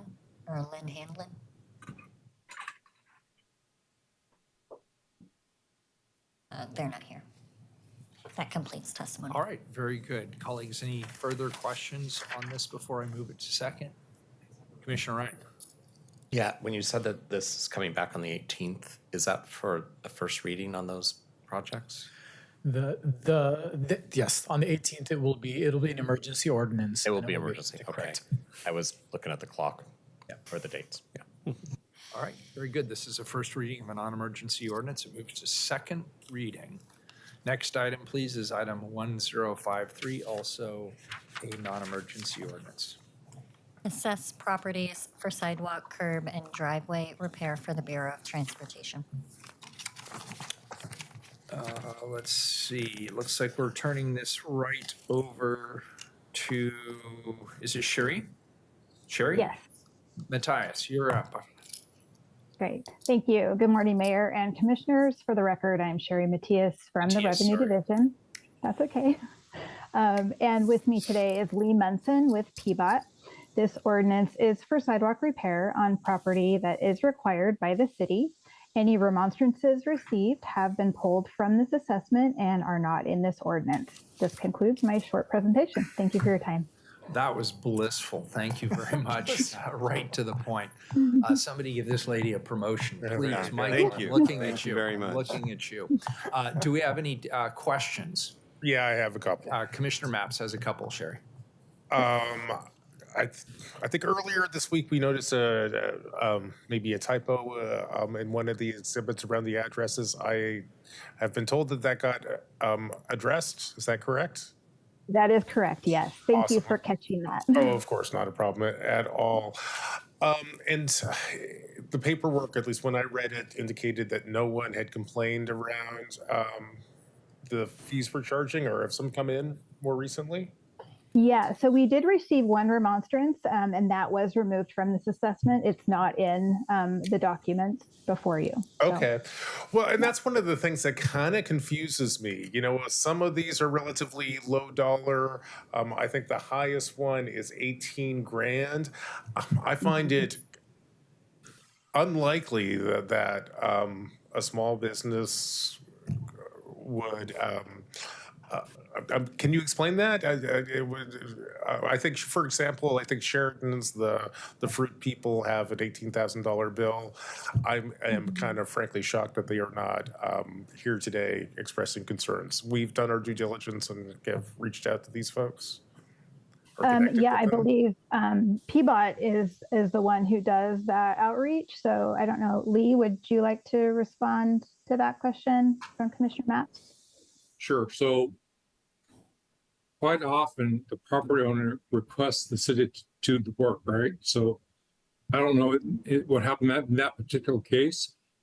For really large assessments, it's usually commercial properties. Yep. Because we do the whole property. And it could be like some big properties like Fred Meyer, right? They could have multiple blocks, right, with one property, right? So that's most likely what happened there. Residential properties, right? Still have 50-foot frontage, right? Tend to be much smaller. Well, thank you. And I'll tell you, I went through and just took a look at the largest assessments that we have here. They are all, as you kind of predicted, for businesses. And they're kind of I think the highest one was 18, and you get down to about 8 if you focus in on the top 5. Kind of surprised that these businesses, which are kind of small-ish, haven't expressed their concerns or objections. One of my concerns here is maybe we are sending our paperwork to the tenants in the building and not the property owner. I mean, I don't know if that's correct or not correct, but. It goes to the property owner of record, right? Yes, the property owner of record. Okay. Well, I'm glad to see this basic infrastructure work done. It seems to be, I'm delighted that we haven't had, I'm delighted and surprised that we haven't heard more complaints in this space. We'll proceed. I'll trust you. Thank you, Commissioner. And Sherry, I understand that I need to move an amendment on this. Is that correct? Yes, that My is understanding then is we need to amend the ordinance, the impact statement, as well as Exhibit A to remove the property that you referenced earlier. Yeah. Can I get a second? Second. Commissioner Mapp, second. Can we get, is there any further discussion on the amendment? It just codifies what Sherry had said about removing one property and reflecting that in the exhibits. Can you call the roll on the amendment, please? Maps. Aye. Ryan. Aye. Gonzalez. Aye. Wheeler. Aye. The amendment is on the table. Does anybody have any further questions? Is there public testimony on this item? No one signed up. All right, very good. This is a first reading of a non-emergency ordinance. It moves to second reading as amended. Thank you very much for your good work on this. Thank you. All right, last but not least, back to the consent agenda. Where is it? I'm drowning in paper up here. Here we go. 1036. This is a first reading of a non-emergency ordinance. It was pulled. Amend contract with Northwest Success Incorporated to add funds for janitorial services not to exceed $2,450,000. All right. So I assume DCA Szymanski are going to handle this one? Great. Good afternoon. I'm Sonia Szymanski. I'm Deputy City Administrator of the Vibrant Communities Service Area. The city has a contract with a vendor called Northwest Success Incorporated, which provides janitorial services to just over 24 parks and recreation facilities. The contract was first entered into in December 2022 and has since been extended 2 times. Most recently, earlier this calendar year, for a new term of July 1 this year through June 30 next year. So the contract has been extended through the current year. However, the value of the contract has not been expanded to include funding for services in this current year. This action would do that. Those funds are budgeted within the Parks Bureau, but are not available for use against the contract, absent this action. Commissioner Maps. Is that the end of your presentation? Colleagues, I'm the guy who pulled this off of consent, and here is why. As I suspect many of you have heard from some of our labor partners, in particular SEIU, who make the claim that the city has passed some policies around labor peace agreements. They claim that this contract doesn't respect labor peace agreements. I've talked to staff over months, if not years, around what's going on here. The union says one thing, staff says another. Feels like we should have an explicit conversation about what's happening here. I hope someone from labor has shown up to express their point of view. I think we do have Yasmin from SCIU testifying virtually, so whenever you want to take that, we can. Yeah, well, unless we got anything else to add on your end. Good afternoon, Commissioner, Mayor.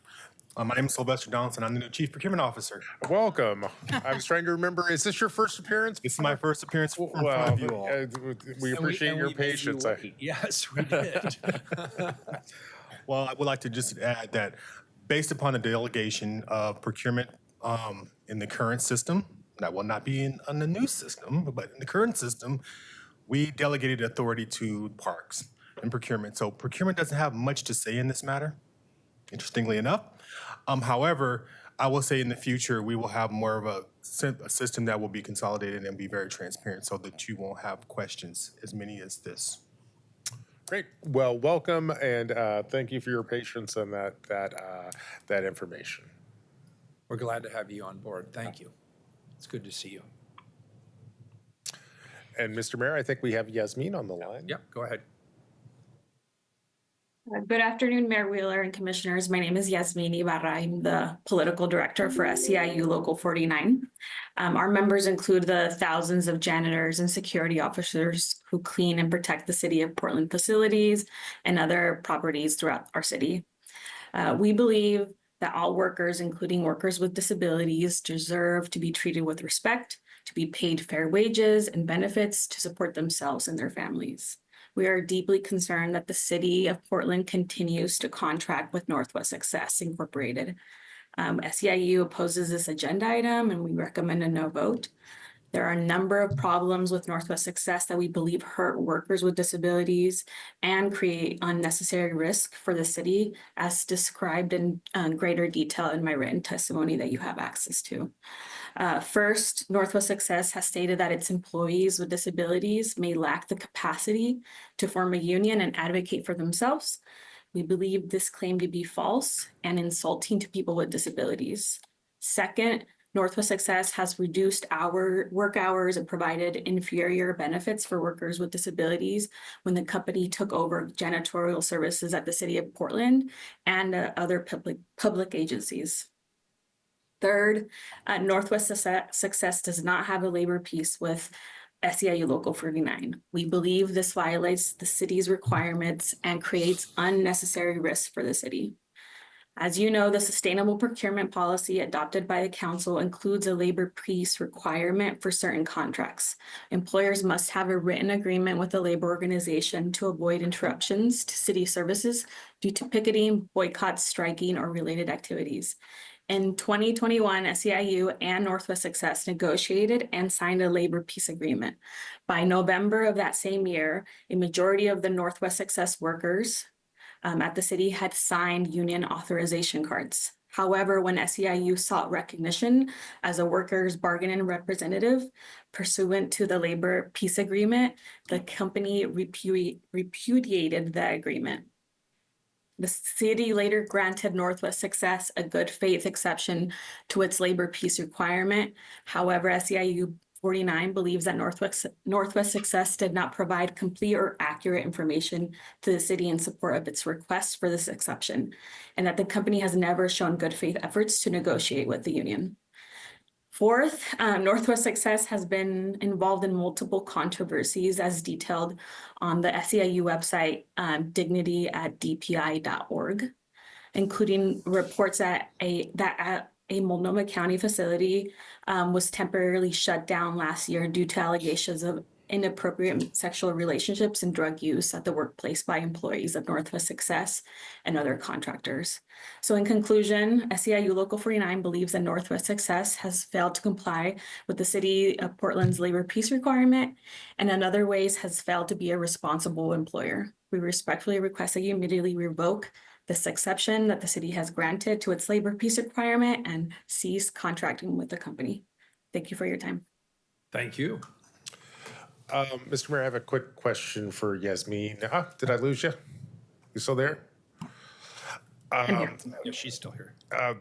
Yasmin, thank you for your testimony today. I think I've heard that SEIU and Northwest Success are going to be having some meetings in coming weeks. Is that correct? Yes, Commissioner Maps and Mayor Wheeler and Commissioners, we do have a scheduled mediation with Northwest Success on December 17th. As required by the City of Northwest Success. Great.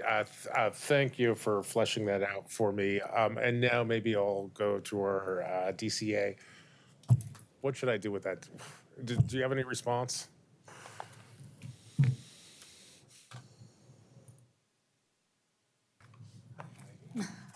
We do. I do. I think Heidi Brown is probably best positioned to speak to the particulars of that part of the process. Okay. Good afternoon again, Mayor and Commissioners. So under our labor peace policy, we allow either contractors for these types of services enter into a labor peace agreement, which is an agreement that the union will not, or the employees will not go on strike or perform a work stoppage during the course of their work for us. And we have 3 exceptions to that, where if they don't have a labor peace agreement, one of the exceptions is that they make good faith efforts to obtain such an agreement. And as part of that, they have to include an offer to submit the dispute to immediate mediation. And then if they are unsuccessful in mediation, that is followed by binding interest arbitration. Our contract with Northwest Success, this is a condition precedent, meaning a condition of that contract. So if Northwest Success were not to comply with the mediation scheduled for December 17th, or if that's unsuccessful, follow up on the binding arbitration, that then in that instance, we could look at whether they violated our contract. And in talking to our contracts attorneys, this is a condition that they have to comply with. So I think we have a remedy for SEIU if there's information that Northwest Success doesn't follow through with our labor peace policy. And I know that both Sonia Szymanski and Sarah Morsi have been working with both SEIU and Northwest Success. We're hearing different information from each of them. I think our main interest is that Northwest Success follow what they committed to and contractually agreed to do, mediation and binding arbitration if that's not successful. Anything to add? No. So mediation happens on the 17th. I think this council's last meeting is the 18th.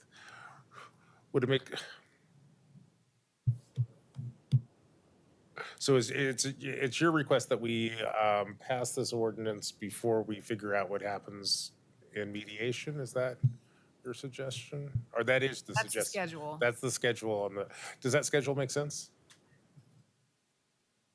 As much as any schedule would. We are in a contract for which we have received 5-6 months of services, and which we are continuing to receive services under. We have payment and other obligations for the work performed, and we have this outstanding dispute. Yep. The resolution of which could have implications for that contract. What that adds up to, I'm not sure. My instinct is to proceed in parallel, and that this doesn't need to be connected to that, but it's your pleasure. Thank you for that clarification, Mr. Mayor. I don't have any more questions. All right, very good. And do we have any public testimony on this item other than Yasmin? No. Okay, very good. So then I will move this to second. This is a first reading of a non-emergency ordinance. It moves to second reading. Obviously, if there's any action between now and next time we hear this, we would like to know about it. Does that complete our agenda for this morning's session? It does. Very good. I'll see you all at 2 o'clock. We're adjourned.